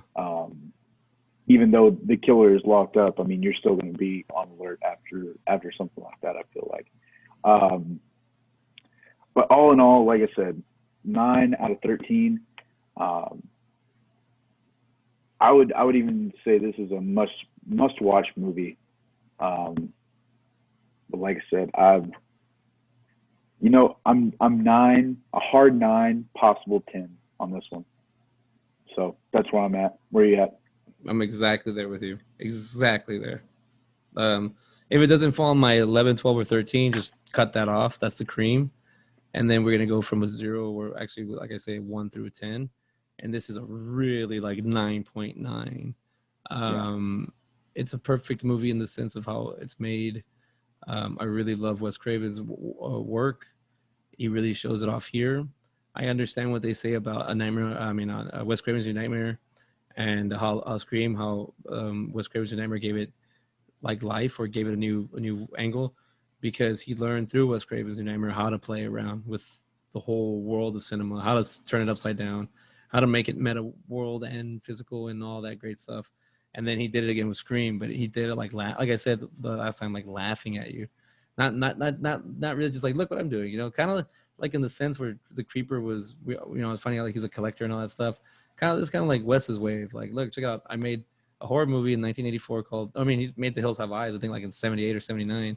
He's like, and The House on the, man, he made a lot of, he's made all these horror movies. I'm not going to just get specific to a few, but he made all these horror movies. And then, as his career starts really getting, as he gets older, he makes this kind of a making fun of himself in a way. And it makes a great movie. This is definitely a good one. 9. This movie gets better with age. If you watch more horror movies or more sci-fi thriller movies, whatever, and you start to understand movies more, and then you watch this, you're like, oh wow, because I didn't pick up a lot of that's like the just like the thing you just said right now about the Jamie, the voice. I mean, even when like I said, when Billy's hiding in the closet and Sydney comes down, stabs him with the umbrella, like they show a lot of stuff. I mean, even the principal, when he looks at himself in the mirror, there's a lot of foreshadowing there, where the characters are just kind of, they got a good cast, and the characters in the movie and the actors portray them very well. It's kind of a slow pace in a way, but a fast paced whodunit movie. But definitely a 9.9, almost a 10, if not a 10. But this is a great just, it's also a good like date movie if you're dating somebody and y'all want to kind of watch a little thriller. This is a great date movie. Is it though? Is your boyfriend going to turn out to be the killer in your movie, CJ? My boyfriend will not do that to me. I'll tell you that much. But I will say this, that the reason I say that, because the first go around, you don't have to pick up on all the details to get the movie. Yeah. The first go around, you can cuddle, you can watch your movie, you could eat, but when you think about it, like, let me watch this movie again, the second time, third time, then it makes you think. This is probably, I don't even know the 100th time I've seen it without even seeing these details, because I just watch it, and then and I haven't seen it in so long that when I watch it, I owned this movie when I was younger, and I just put it on once in a while, and I just put it on. Just, I don't know, it's a horror movie. It's weird. I think horror movies shouldn't be background noise movies, like more action movies, more like The Gone in 60 Seconds, the Eagle Eye, like those kind of movies, the TNT movies. I feel like Scream is a movie you sit down and watch. It's not you don't just put it on there. But moving into scary movie though, this one brings in my one of my favorite, I guess, director, producers, writers, actors. But I found out, I thought it was it's Keenan Ivory Wayans is what I'm talking about. He directed it. I thought he wrote it. It was written by Wayans, actually two Wayans, Sean and Marlon, they're in the movie, and I thought that I thought Keenan had wrote it, but he's one of my favorite just entertainers. Right. He wrote, interesting. Best 90s horror movies. I just pulled up Rotten Tomatoes and Scream. I don't know whether it's because I typed that in the other day, but. What did it say about Scream? Let's see here. It was like the first. It was the first one that popped up. Let's see it. Let's see here. Come on. It's just a list of best horror 90s movies. All right, it's the top 40. Oh, I made it. Dust Till Dawn. Yeah. From Dust Till Dawn's number 35. Interesting. Ooh, The Frighteners. I forgot about that one. I love that movie, man. Michael J. Fox. Yeah. Dude, I recently purchased it not too long ago. I like that movie. Stephen King's It. I'm just scrolling through here. Sleepy Hollow. Wow, that must have been 99. Interesting. Mm-hmm. Let's see where Scream is. Oh, Wes Craven's A New Nightmare, number 15 out of 40. Oh, wow. It's 15. I love that movie, man. Scream came in at 13. Wow, they were Scream almost 2. Scream 2 came in at number 10. wow. We Yeah. got we should have we did a good side by side here. Yeah. We could do another secondhand sequel on Scream 2. Ooh, Silence of the Lambs got number 1. Silence of the Lambs. Yeah. Hello, Clarice. I so Okay. so scary movies is basically Scream 1, Scream 2, and I Know What You Did Last Summer mixed up in the story, but the obscenity of everything is ridiculous. I don't even know where to begin with this movie. The Carmen Electra start off is amazing because and then I was watching, I was like, you truly, I don't know. I think Carmen Electra is beautiful. Like you watch that kind of like, she's attractive, hot, but like just looking at her, I was like, wow, they did get a really attractive actress to play the first opening Drew Barrymore scene, which to me is like, okay, that's cool. She went into it like right away. She farts. Oh, you heard that? Like, like it starts off just really silly right in the beginning. Even right off the bat. Right off and like bat. what was it? She like farts. Yeah, that's what I'm saying. What was the noise? Oh, yeah. You heard that? You farted.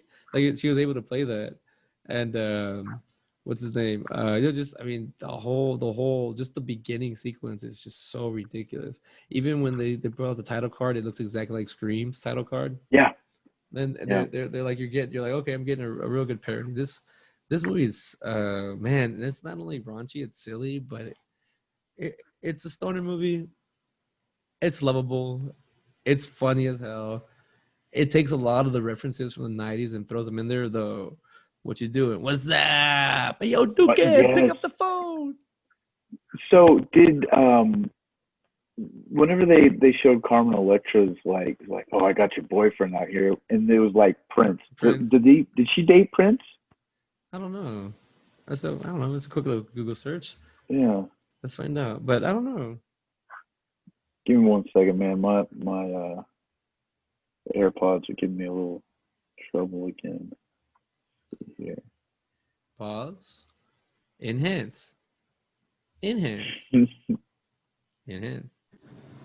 Okay, so now this is going to sound great for me. Is it that echo again for you? Echo, yeah. It's the restroom vibe. Yeah, I think it's because I'm in the living room now. I was able to do. Oh, because the room was smaller, and it was not so echo. I was in the corner. Yeah. Are you having trouble listening? Yeah, it was. It went back to that static again.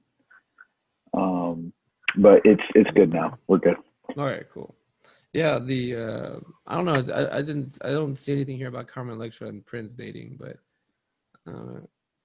oh wait, oh no, I think it is Carmen. Let's see. Carmen Electra and her career were hugely influenced by Prince. They dated shortly in the early 90s. Oh, they did. Okay. Nona Gay, singer turned actress, dated Prince just before his first marriage. I don't know. Let's just Google. I don't know. I don't know what to believe anymore. But I don't know. Maybe they did date. The movie itself. I mean, they had the Matrix scene. They had that's how she beats him up at the end. They have. Said, I know it's last summer. Yeah, dude. The guy, what's his name? I like that actor. The guy that plays what's his name in the movie? Greg. Yes, dude. He's funny. Okay, so it's Anna Faris already, and this is like one of her first roles, I believe. Yeah, and, I think it was, and she dyed her hair for this too. Like she's naturally blonde. Yeah. So like, man, I think they kind of mimicked like a lot of the good play. Cherry O'Terry playing the Courtney Cox.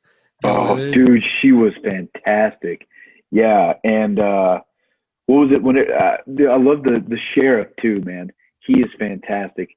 I've seen him in so many movies. Yeah, he's I wanted to talk about him.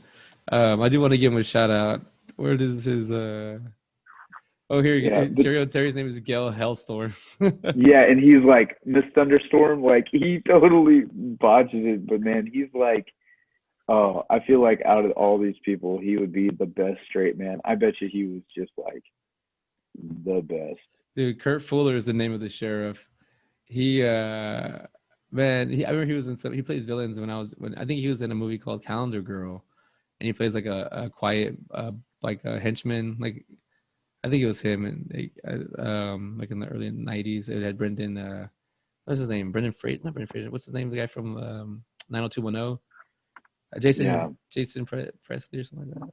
But yeah, he was in some movies where he plays a lot of villains. Like I liked him, but as the sheriff, like that totally got me cracking up when I saw in the movies when I was younger. And he goes, "Hey, what do you think, Cindy?" And he's in the underwear, like he's in the bikini. And then he shows him that picture again. He's like, "What about this one? What do you think? You sure? No. That's Dude, a good one.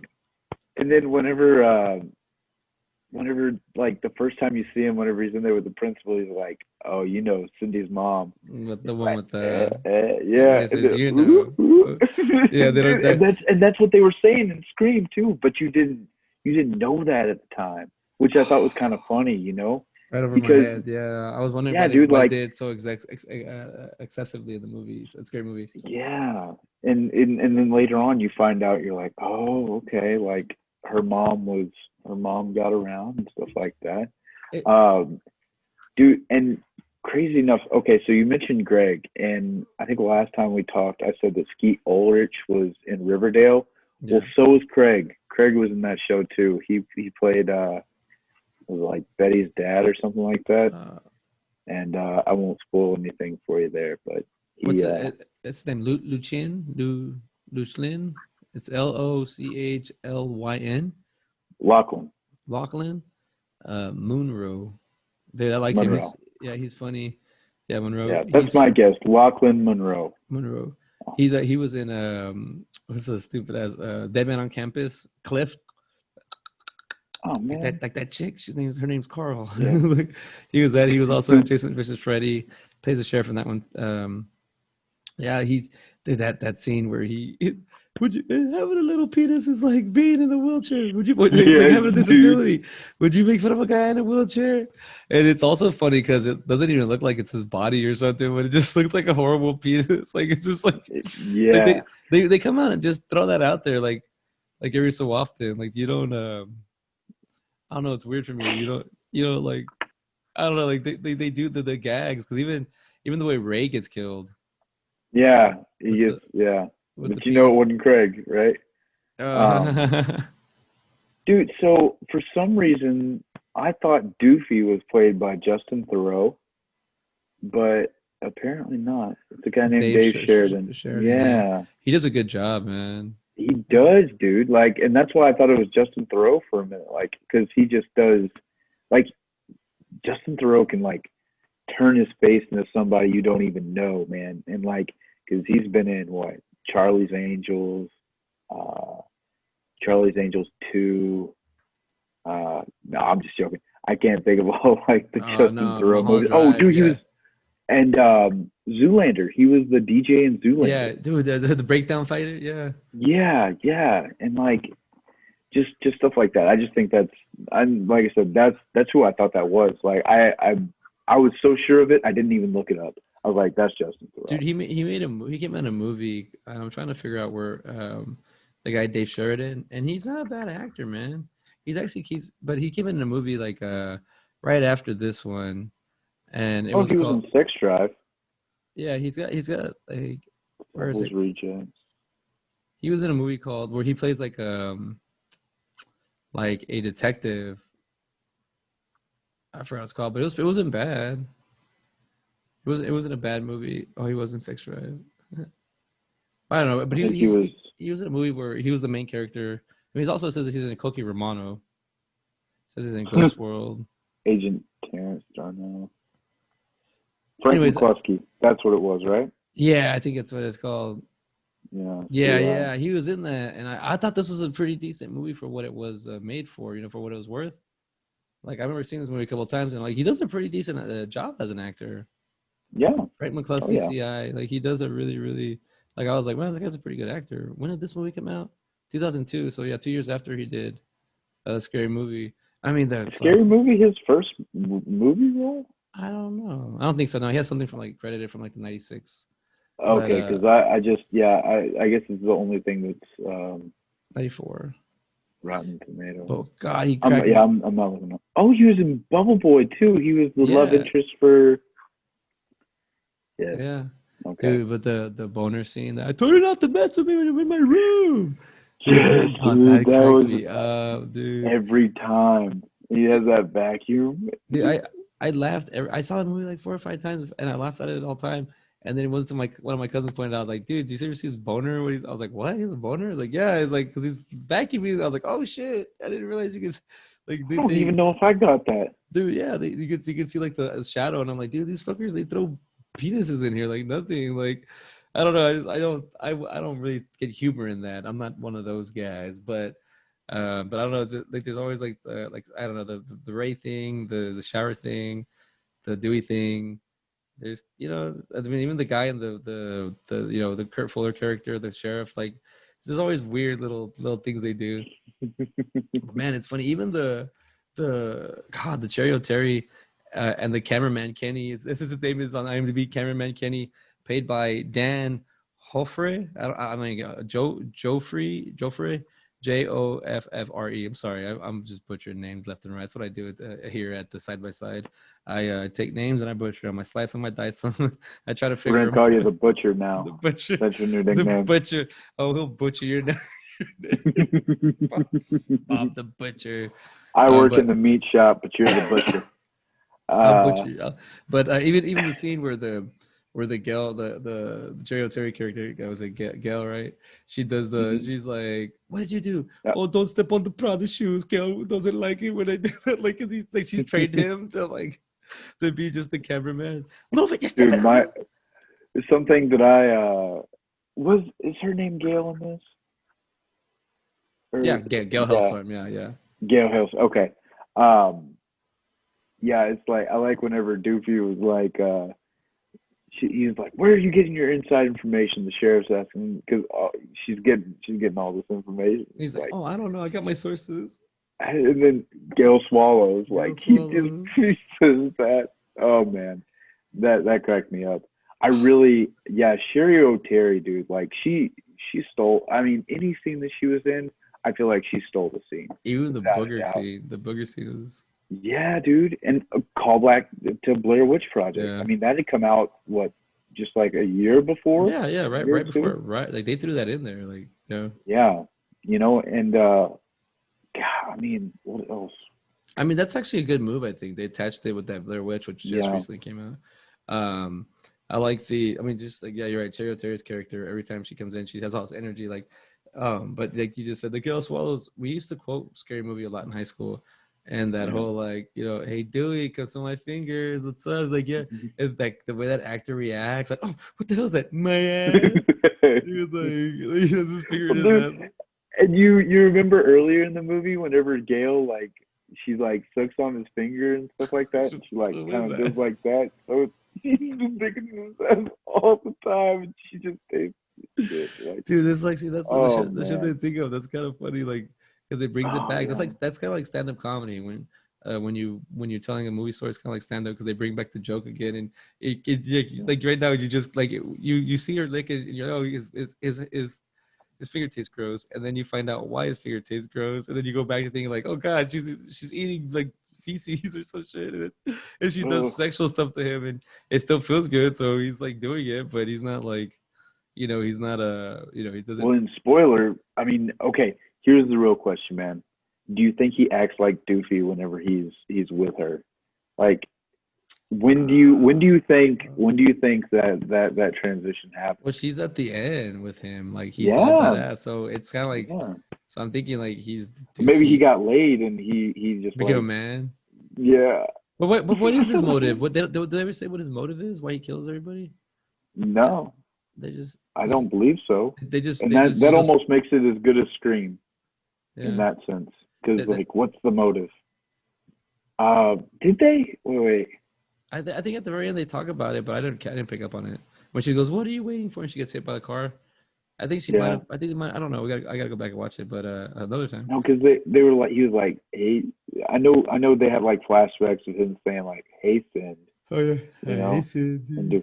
And it's looking all creepy, but. I don't know, because you had the Billy and the Stu character that they were like, oh, there's already a killer out there. We're just copycatting him. Yeah, that's kind of what they did. I mean, which honestly for Scary Movie, I mean, that was a good. Little twist. That was a good, yeah, it was a good twist. I mean, for being a parody movie of a satire, a subtle satire. I mean, it did a good job of being original, but still kind of holding true to what it was trying to make fun of. No, it would. Yeah, go for it. No, I was just gonna say that. No, you're right. It does do a good job with the twist. I mean, that is a good little, like, they're mimicking someone else, and then he kills them, or they kill whatever, like they end up dying. That line was historic. But I ain't gay, you suck my dick. Like, yeah, like all those little quotes in the movie are just funny. Okay, so I don't think it's a motive, but I know that he knew that they killed somebody. So maybe if it's his own justice or something, maybe that was his dad. I don't know. That was funny with when the girlfriend. I mean, even the Shannon Elizabeth character, when she's what was her name? When she the Buffy. When she goes to the she's going through.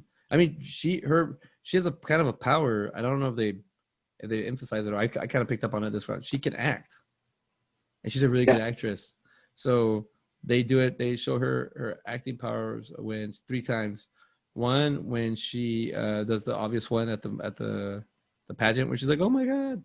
But I also like when Greg's up there going, "Yeah," and everyone's like, "Yeah, that's my girl. That's the biggest piece of ass I ever had." Like what? He goes, "What? I'll kick your ass!" Like, I thought that was funny. And then she acts there, and then she acts and right before they kill her, she acts like, "Hello, yes, oh Sydney, it's for you." Like they do it like in Scream, and then she gets killed acting over acting. So like she's an actress, and I was like, oh, the kind of like in your your Carrie character, or like certain movies like the Dream Warriors in Nightmare on Elm Street, or like Friday the 13th. Like part 7, where she has the telekinesis, like she has like a little power, but it doesn't really help her, but she could do it. I thought that was pretty cool. I don't know if they did that on purpose, but she does do that. She was the only one to keep talking after she died. Yeah, sure. They threw her head in the garbage. Or after she was supposed to be the, oh, I'm a severed head, all this other stuff. Dude, yeah, man. From let's see here.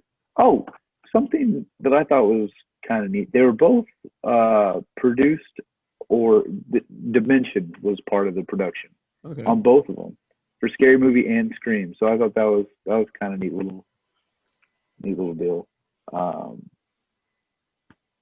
Dude, another thing, going back to like the Carmen Electra scene, like she has all these obvious like weapons and stuff, and then she chooses the banana. The banana. Like, dude, that's totally a scary, or like a horror movie thing. Like you pick up the worst possible object, and I think that was a pretty funny thing. I mean, this movie's outrageous. Yeah. I mean, the dad scene with where he's getting the blowjob and he runs over the daughter. Like, what's going on? Nothing. Keep going. And then Cindy's dad, man. Dude, I forgot how funny that shit was too. Where he's like, "Now what, dude?" Whenever, and he's like, "He's a drug dealer all day." He's like, what was it? I can't remember half the stuff he said, dude. But it was just like cracking up. What were you gonna say? His name is Rick Duku. Man, I'm messing everything up. Dakomon, Dokumi. God, it's Dukommun. It's a Ducommun. So he's Egyptian? I don't know, man. Rick, but Dukommun. I don't know how to say that. Dukommun. I don't know. I'm about to look it up. I'll see what I can help you. See what you can do, man. They help me out with this. This Latin thing's killing me.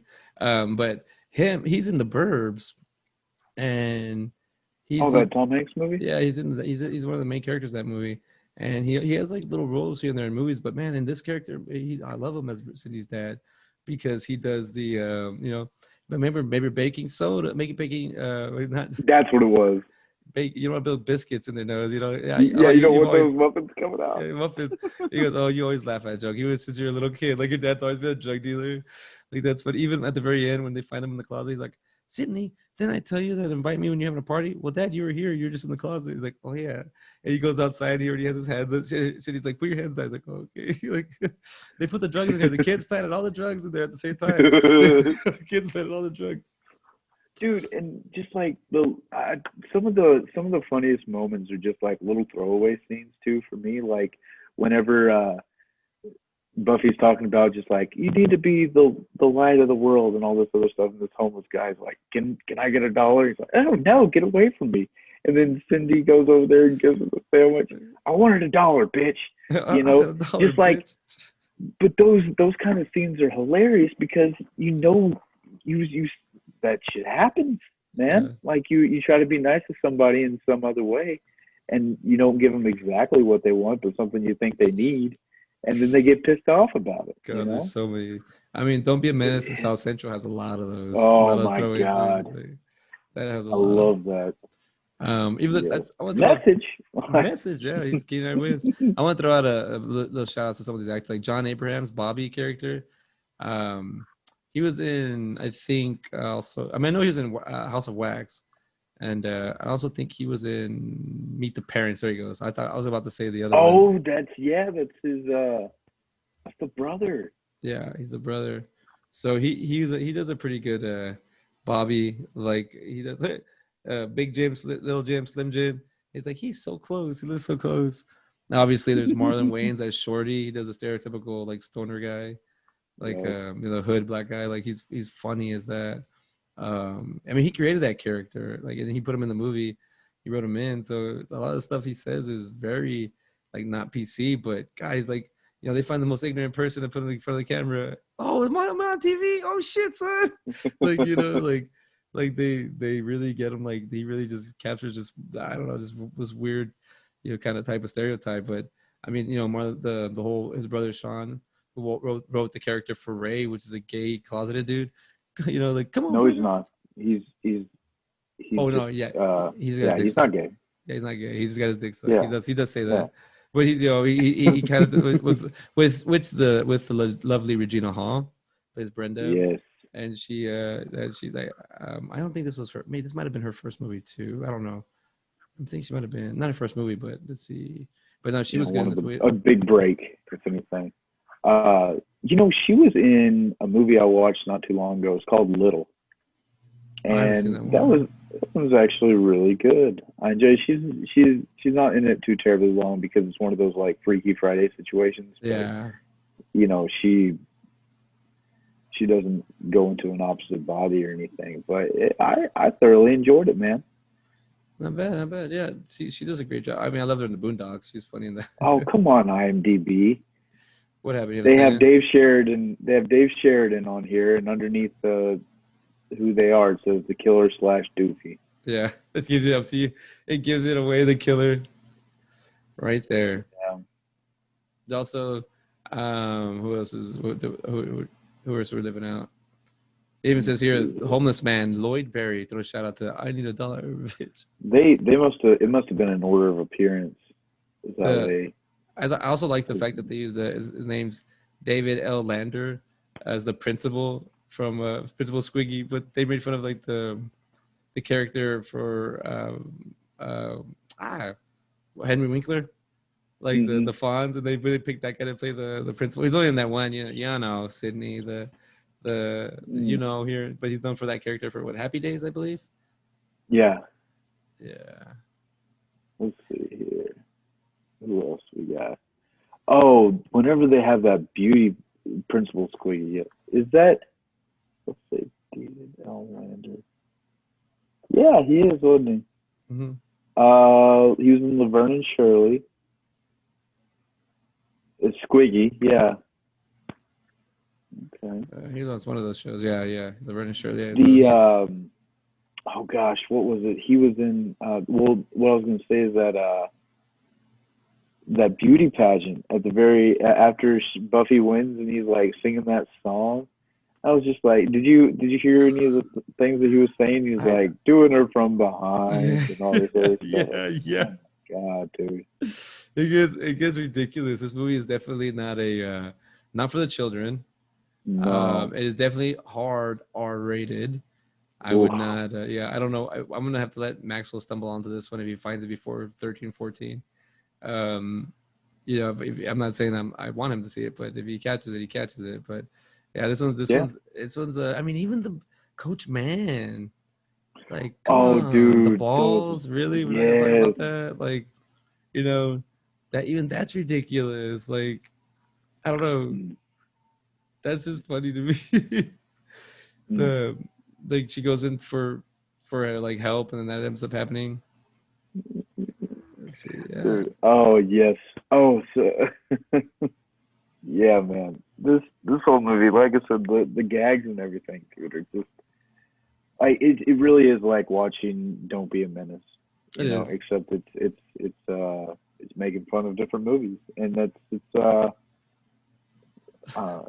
hilarious. I I'm love it. okay. I'm okay. He throws it. What about the booze? He throws it, knocks out the guy. Yeah. Oh, yeah. Right. Well, dude, and that's another thing. Like I had right down here is like we hit a boot. Where's the foot? Oh, it's the You know, just goofy shit like that. Oh, and then whenever they have that classroom scene and the teacher is like breastfeeding the kid, like, let me give you over to your dad, yeah. dude, and that hits the shit right on the head too, man. Like, I feel like in a lot of scary movies, like you just have that tension, like especially with teens in there, like, Nice, oh God, nice. nice. And it's kind of funny. We were like, joking around about that kind of night, and then we were Exactly. talking about the movie. Yeah, um, man, she's from In Living Color. Was she? Yeah, she's Dude, you're pulling all these out. I don't know half the people, all the smaller people in this one. yeah, no, she's from there, man. I should know her damn name off the top of my head. Because Nicole Sullivan's from Mad TV. But she was funny. She's one of the In Living Color actresses. Gosh, she's so funny in Living Color. She always just she has like a good little presence there. Oh, and one other note I had on here was whenever Cindy's in school, um, she sees the killer outside. Whenever he has those notes written to her, Yeah. like I know what you did last Halloween, and she's thinking about like her and Bobby like having that night, and it's like, no, that was Halloween, bitch. And then you see him out there by the tree and everything, and I thought that was kind of a nice little homage to Scream too, because you have them like out in broad daylight. Yeah. It's like it's almost too obvious that there's this killer after you. Dude, another scene that fucking got me was whenever he's on the phone. And he's like, Cindy, I bet you can't guess where I'm at. It's just like his little snicker and shit like that. Like, Cindy. He's like, you're behind the couch. Wait, you can see me? You see me? And like that shit, that was cracking me up, man. Yeah, it seems like it's a lot. I mean, it's to me, it's like it's funny because like it's silly. Like it's like even just pitching that idea in the script, it just sounds like just let me see it. It's funny. Let me see it. Like, well, and to pull it off too, and for it to actually come off as funny and not like too goofy. Yeah, that's an art, man. Because like it could have been, and don't get me wrong, it's a goofy ass scene, but it could have been flat. But just like the little snickering, he's just like like he thinks he's really hidden. Like yeah. He sells it, man. And I like that. Like this, what is funny, man, is I definitely saw a scary movie before I saw Scream. Yeah, it came out in 2000. This was another one.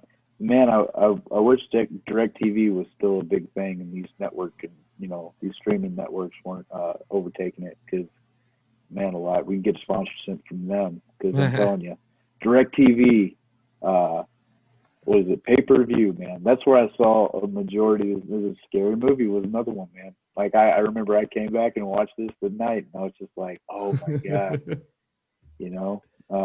Look at Shannon Elizabeth. Oh my. She's very good looking. Still is to my knowledge. I bet you she still is. No, she still looks the same. Yeah, I saw. I didn't see her at Comic-Con, but I saw somebody post a picture of a Comic-Con. Yeah, but there you go. I found. Sorry, I wanted to give a shout out to Kelly Caulfield Park. That was the actress I was saying from In Color. Oh, the Teacher. teacher. Yeah, yeah. Sorry, I want to get that off my chest. I was like, yeah, I get that. But Oh, speaking of chest, remember whenever they have like the oh yeah, no, whenever they have that scene from Scream where it's like, would you settle for a PG-13 relationship? Oh god, that got me. That broke me so bad. Like that was like that. That really let you know that was a funny joke, man. That really was, man. And he's like, you know, and and he just falls back. Like he just like falls. Like you can just imagine a guy falling because he just he can't take it. That's like that's which what he is has to live funny for because too. he's supposed to be gay. That should have been a good thing for him. Oh, that's true. That's true. He took him to that club. They got good music. But that was funny. What about our trip to San Francisco? I want to go shopping. Just like he gets out of it real easy. Yeah. Oh, You got an answer for everything. I even have it right here on IMDb. The characters, and one of them is black TV reporter. This is black television. White people died. We get the fuck out of here. Like yes. Yeah, that's it's. This is very. This is airplane like quality, but man, they really did the slapstick, bro. Dude. I mean, let's see. Yeah, the Shannon Elizabeth character she plays that you know, I guess that promiscuous teen girl. Pretty funny. And let's see, what was I gonna say? I mean, basically, this movie on IMDb it got a 6.2. And here's what we talked about earlier. I'm on the Wikipedia page. This movie cost $19 million to make, and guess how much it made? 150. Dude, I was gonna guess something like that. I was gonna guess close to the other one, but no, this one made way more than the other one. 278. Jesus. I watched this movie I think twice. I think I saw this one twice at the theaters. What did it come out around? When did it come out? July 7th, 2000. That's why it was okay. Class of 2000. So it was like a summer blockbuster, dude. I feel like, man, if you sell something in summer, it's gonna do gangbusters, especially if it's funny. I mean, this movie kind of had the same feel. I saw White Chicks with my cousin, and that movie, I mean, not even like drunk or high or anything. We just saw it like I haven't laughed so hard. I remember just us laughing the whole time we saw it. Like it was just nonstop laughter, and you know, Terry Crews like on the ecstasy dancing on the dance floor, and then was it that's one big ass robot. Oh no, that's from longest yard. He's doing the breakdancing. He goes, that's one big Chris Rock goes, that's one big ass robot. He also does the breakdancing in White Chicks. But that movie, and that was a Keenan Williams, I believe, or like I don't want to. I gotta look that up real quick, but yeah. Oh, sorry. Excuse me. Yeah. Keenan Williams. Yeah, so that's another. So that's even like another version of funny, but this movie did good, man. 278. And it cost a little, like a smudging more than Scream, and you know, I mean 173. But you know, here in this is one that's wow. This is a different one for us. On the Rotten Tomato score. Yeah, it did not do too good. Yeah, critics' consensus. Critics say Scary Movie overloads on crudity and grossness to get its laugh. Yes, it does. Well, it does. That's what it's about. It really does. It does that. It really, that grossness, that thing you don't want to talk about, stuff you don't want to see. It puts it there, and it doesn't warn you, and it doesn't tell you. And I gotta applaud the Wayans brothers for that, and the other writers. Let's give some shout outs to the other writers that were on this. Yeah. So it's Buddy Johnson, Phil Bowman, Jason Friedberg, and Aaron Sulzer. Aaron Sulzer. I was like, what is that? Butcher Strikes Again. I got him. It's a SELT. Oh yeah. But that movie, the way they wrote Scary Movie, I thought it was pretty good. But it got a 53 from the tomato meter out of 116 votes, which is kind of high for them. Yeah. And then the audience score out of 32,582,014 votes, they got a 43. Now, I must ask you, Ben, are you giving this a 43? No, not giving this a 43. What would you give it? I'm giving it an 8. 8 out of 13. This is a solid movie too. I mean, like we talked about, I mean, it's got its own twist. It has its own. I mean, obviously, it's going to follow that plot line of like, oh, somebody's going to die. You know, it's a fun movie, and you know, I'm going to say 8 hard 9. I'm going to go the same thing I did with Scream. Is this? Here's where I may. Is this a must see? I don't think it's for everybody. I think it's for, you know, people who want to have a good laugh. I think you know, like you said, it's a good stoner movie. You have the Ghostface Killer in there, you know, rapping and stuff like that. Slash him, gash him. Yeah. The And he new kills hole, yeah, he he kills everybody. He kills everybody. And then Oh, Shorty's shit, just sitting there. You know, and that was the one person that the killer didn't like kill, you know, and Shorty made it through. It was a Billy who shot him, Yeah. and then Or he's if- still trying to smoke weed Who out hit of his this lungs. shit? Or even Yeah. even like that. I see dead people. Another movie reference. They put Yeah, dude. the And it is a movie of the times too. It really is, and that may be where it gets a little bit of its score, because I feel like the more people, like, the older it gets, the more dated it gets. You Yeah. have the what's up, you know, stuff like that.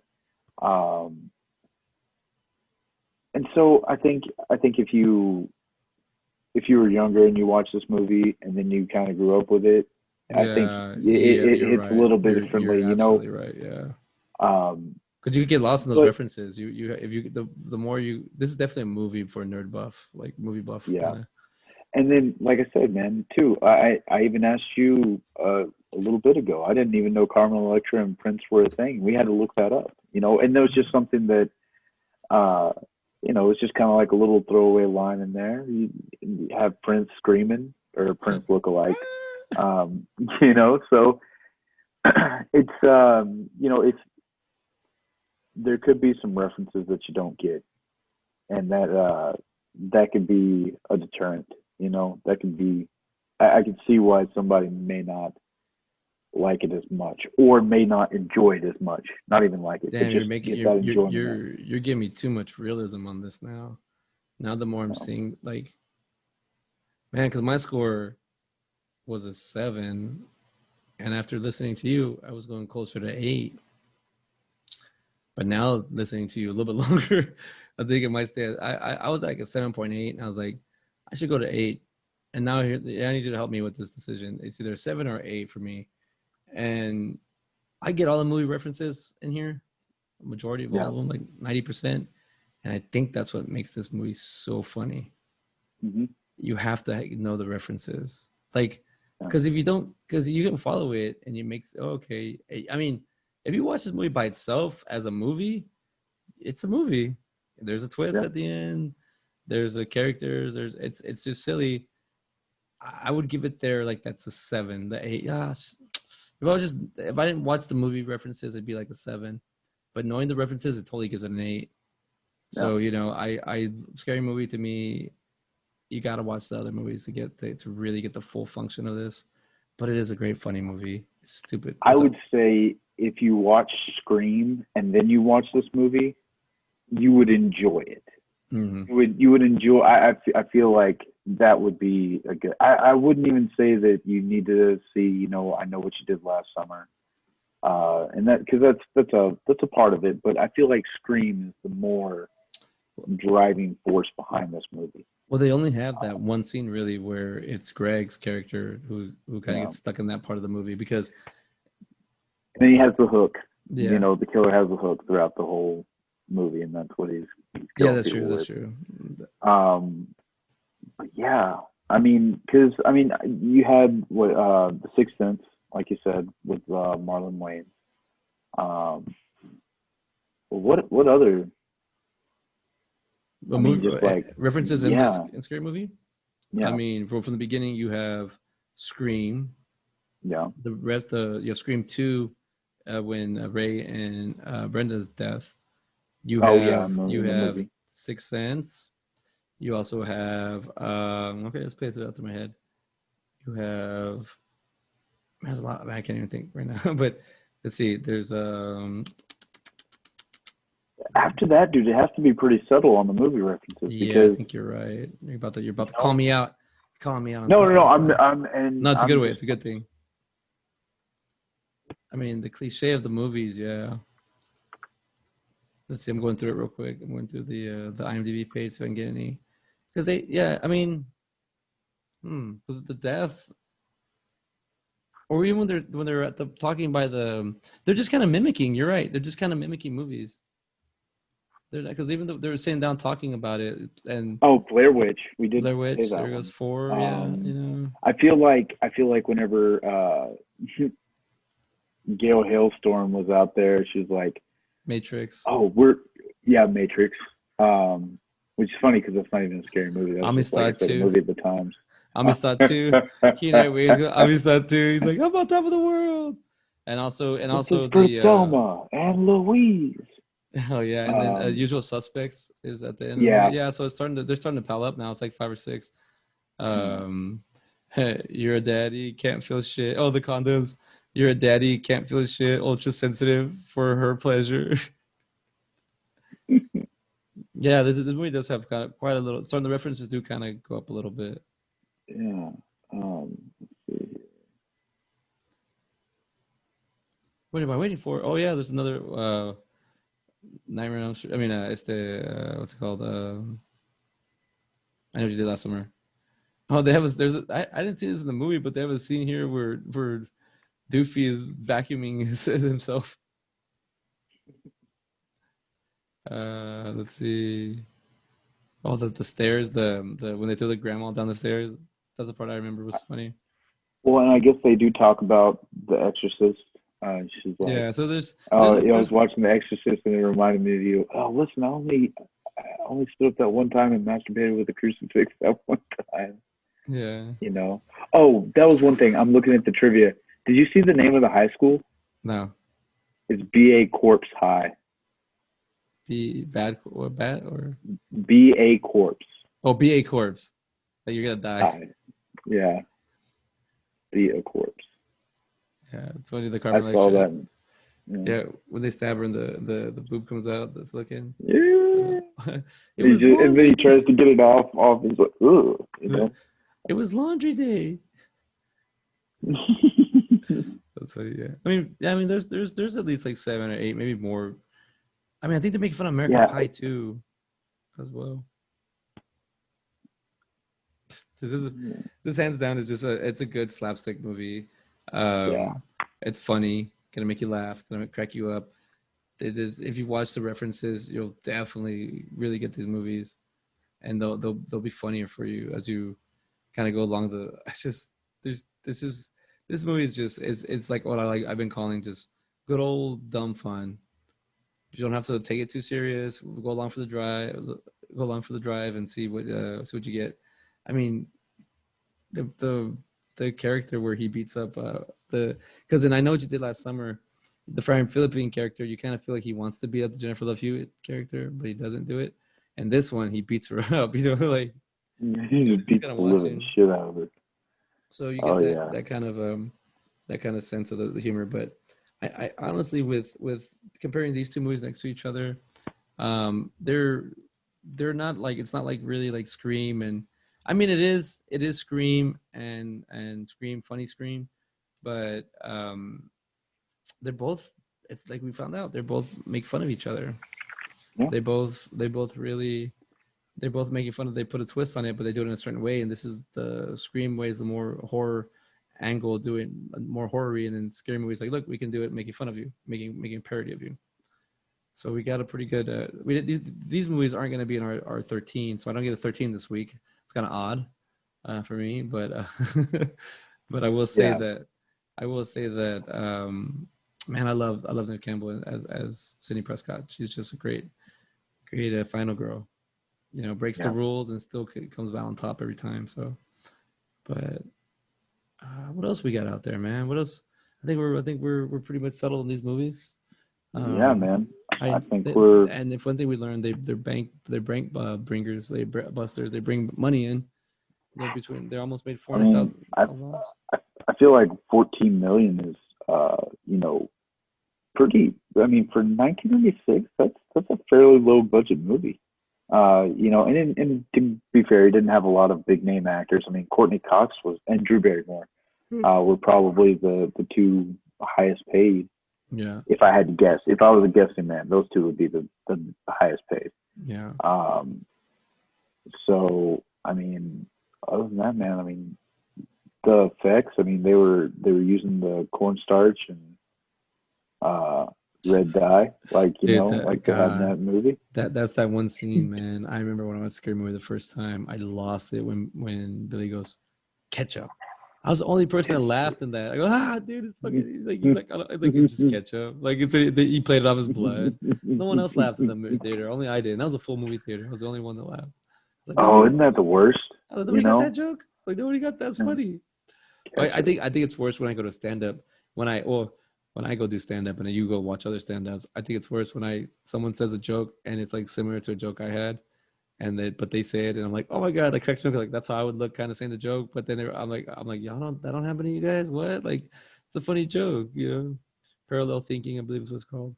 But yeah, I know we're going hard. It's we got 9 days left of October and I haven't really feel like I've done enough October.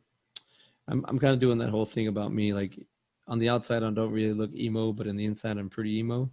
So it's the same thing with Halloween, where on the outside I don't wear my Halloween, but on the inside I'm all Halloween. October can roll into November, man. November's not November until Thanksgiving. Let's be real. That's true. That's true. Until we see the Cowboys kind of get their ass kicked or win on Thanksgiving. You're right. No, but I think for what we're going for next, we went with Jeepers Creepers, which was a horror movie, but like a good, different style. And then we moved into this with Scream and Scary Movie, where they're doing it side by side, where you're kind of taking the serious one and the comedy one. So I feel like we did some pretty good angles already. If I were to say we were to do side by side for another episode, for our next week's episode, which is going to be a short week, we have to get it in. What do you want to do, man? What are you thinking? What's out there? We kind of find it organically, but we just kind of focus on the movies this go around, and now we're having to talk about. Yeah. So I mentioned a couple last time whenever we did Jeepers Creepers, and I was gonna throw them your way again, man. It's the same director, Jordan Peele, for Get Out and Us. I haven't seen them, so that'd be good. Yeah, I won't watch them. I've seen Us, but I haven't seen Get Out, and I've heard great things about it. Us, dude, I'm telling you, man, these movies are really layered. So I think we could get some good discussion out of it. Really all right, on a short week, so I'm gonna have to do my prime time watching. Yeah, dude, and Us is on HBO right now too. Get Out, we'll probably have to order. But did you end up ordering or renting both of these? Yeah, I rented both movies on Redbox. I just use Redbox right now. Shout out to Redbox. It's I don't understand for future sponsorship. I just don't understand what's going on right now with the movies, and because there's just going to be like basically anybody that, like I was talking earlier off the air, like anybody that like decides to like purchase the rights to movies can distribute them, but like where are the movies going to come from nowadays? Is it just Netflix is going to produce them? Is Amazon going to just start? Are we going to, it's like there's a mainstream of movies that everyone's going to follow. I feel like now we're going to start going all over the place. So it's going to be kind of like what we're doing. We're kind of inventing our little tunnel to kind of keep us sane. But I mean, I'm curious once we start getting back to like getting to do things like movie wise. I wonder what 2021 is going to hold for us. And I think everybody is going to be really. It's going to be very humbling. Like people are going to enjoy this stuff more because, it's you kind of take for granted that you just get all this content out all the time. Like I know Stranger Things. That's one thing that I was just like, oh yeah, man, we're getting that October 2020. And I know we were just talking about like what's everybody else going to do, besides the streaming services. But even that was, affected. And I think it's going to be people are going to have a newfound respect for everything, all the content that's coming out. At least that's the hope, man. Because okay, go ahead. Sorry. Before, No, what were you say? Because what? I was gonna say like Cream rises to the top, so you'll definitely get people to. But the way everything now is kind of like where if someone pays more money than someone else, they'll get priority. It's just kind of weird to me. Like I don't know. Just I want to see where we're going, and especially like what I was saying about us, like us making stuff where I'm like, man, where it's like, where are we gonna, where is it all fall on this? But this is the new wave, man. This is the pioneer. So we're figuring it all out. Everyone's gonna go together, and we'll see what kind of blueprint we leave. But yeah, I mean, that's just kind of a little word food for thought, I guess. But I need to see Get Out and Us. I haven't seen them. My turn to get into the realm of uncharted territory. I have seen the trailers. They do look a little gruesome, a little horror. So I want to be ready for that. Hopefully it'll be this is more modern movies. I'm usually stuck to my old horror movies. This is cool. I get to watch a newer version. I'm looking forward to this. I'm looking forward to see what Jordan Peele's got. See what you got, Mr. Peele. See what you can bring with your horror. Usually a funny man. Let's see. Usually a funny man. I can do some dark stuff. I'm hoping to cash in on some dark stuff too, or at least be funny. One of those two. But it's psychological. At least us was. It was very very much on the psychological end of things. But yeah, I mean, I don't want to. I know we kind of let this happen organically, picking the movies and everything. But after this week, I think we're going to be. Let's see, it'll be November 1st or something like that. November, we do our last. Will be our last one, but it will still be in October. So I mean, like you said, so it'll be. So we got two more. We got this weekend and the next weekend. But also, I don't mind going this route, and I'm pretty sure listeners and viewers, if y'all would just kind of bear with us, we had to take a couple pauses on this one, so it kind of feels like it's going to be more of just like this was more meat, and there's not enough like fat for us to pick at to do something else with, as in the content that we created. Because right now we just went straight to talking about the movies, where usually we just kind of bring up something we can bring up later, or if something gets referenced enough. Here we just went straight into the movies, and all we would do is I'm talking about the other scary movies 1 through 5, or I'm assuming, or 6. They have a lot. Oh yeah, dude. There's 5. Last one came out in 2013. So. Yeah, and then we have. I mean, that was 7 years ago. It's already some time, but man, they were cranking them out. And then even like Scream, I think Scream's making a new one, and the thing Scream was able to do right now, as is, Scream is 4 plus a TV series. So yeah, plus TV series, and you could even what was it, that Scream Queens? It had Emma Roberts. It had Jamie Lee Curtis. I mean, it had I feel like that was like an offshoot of Scream. I know if I say this is not going to be a surprise, but I want to watch that. Yeah. Queens. I want to give it a shot. I saw some of the preview of it, and I was like, oh yeah, that's cool. I think I watched a couple episodes, and it was pretty good. It has a lot of those actresses. I think it even has. Does that have Neve Campbell? No, it has Carrie Fisher's daughter. I think her name's Billie Lourd. She's in it, and then Abigail Breslin, Little Miss Sunshine. She's in it. Yeah, Billy Catherine, Lee Michelle. Yeah, that's pretty good. I mean, it's a pretty. I mean, for I wouldn't. Is it a competition or? What's that? Is this a competition? No, it's like I don't even know how to. It's almost like. I'm gonna have to dive into it. I mean, yeah, dude. Because it didn't.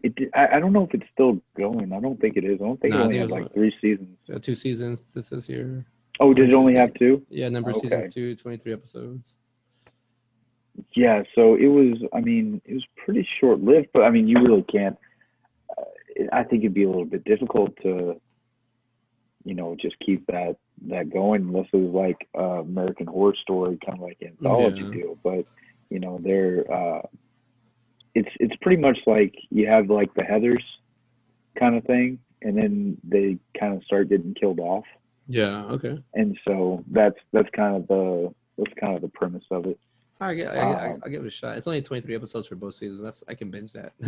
Yeah. But Matt, what's up? Oh, sorry. What's up? I Pop? just like I like opening my mouth like a fish. Like, So I was not saying that. I think for what we're doing with Us and Get Out, I think it's fine. I think it works out good. I think it works out to the point where it was for the situation, and it was part of the last thing. If you think about it, we brought up the last. You brought up Jeepers Creepers, huh? yeah. It's okay. It made it over. So we'll start new, and then we'll see what we come up with next week, and then we'll see. Halloween and Thanksgiving kind of don't really go hand in hand. They're two opposites, but they're kind of do the same feel for season wise. So we'll see. What we come up with fall. Well, I mean, we can keep on going with horror movies as long as we want to. Honestly, That's I mean, true. we don't have to stop just because it's. I mean, the only true Thanksgiving movie that I know of is Son-in-Law. Yeah. After that, man, I mean, we could do a side by side with. Son-in-Law and Encino Man. What do you think about that? Dude, I was like Son-in-Law and Biodome, son of Pauly Shore. Oh, Pauly Shore, or freak it. I feel like Biodome in the Army now would be a good one. Biodome. I would like to watch Son-in-Law again and see if I can pick up another. We'll find out how we get there. This is a future seed. Yeah, I feel like Encino Man and Son-in-Law would be closer. I mean, Brendan Fraser even has a cameo in Son-in-Law. Oh yeah, he's at college. He's thinking college. Yeah, and so yeah, that's why. I mean, Biodome solid, but that's a little bit later. Pauly Shore. I feel like those two are fairly close. I think Encino Man and Biodome go hand in hand together, but I would like to do Jury Duty and Son-in-Law, like Son-in-Law first, and then watch Jury Duty. I've never seen Jury Duty. Dude, Jury Duty it's like a good half court shot to win the game kind of movie where it's either you're like, oh, you're amazed, or you're just kind of like, but it's not bad. It's got some good little actors in it that have made something with themselves. But I like Jury Duty. That was funny. But Pauly Shore, man, we should have like a Pauly Shore-a-thon, and then we should reach out to him and be like, yo, Pauly, check it out, we're still into this. Dudes are still into you, bro. I mean, I like Pauly Shore. Out to the store. I know, right? I do like Pauly Shore because he's also the whole like weasel character that he is. You don't really have to be a tough Bravo guy persona to get chicks. You could be the weasel score. You could get on that grindage, buddy. Dude, I was talking to somebody the other day, and they were like, "Yeah, did you know that grinds meant like food in the Pacific, like Hawaii and stuff like that?" I was like, "Oh, you think that's why Pauly Shore says it? Like munching on some grindage?" Yeah, exactly right. It's cool. Grindage is food. It wheeze the juice, man. No wheezing the juice. Wheeze the juice. Brendan Fraser's like classic. I love him in that movie. I think that might have been where I got introduced to him. Is Man. Yeah. I do remember going to theaters with Manslaughter for that one. That was a cool one. But yeah, well, I guess we're gonna sign off here side by side to see how long this episode is. We got two hours to look into. But all right, thank you for hanging in there. So next week, this is side by side. We just did Scream and Scary Movie, and next week we'll be doing Jordan Peele's work of Us and Get Out. Looking forward to it. Oh yeah, I'm CJ Robles, and I'm Ben Garrett, and we'll see you next time. Peace.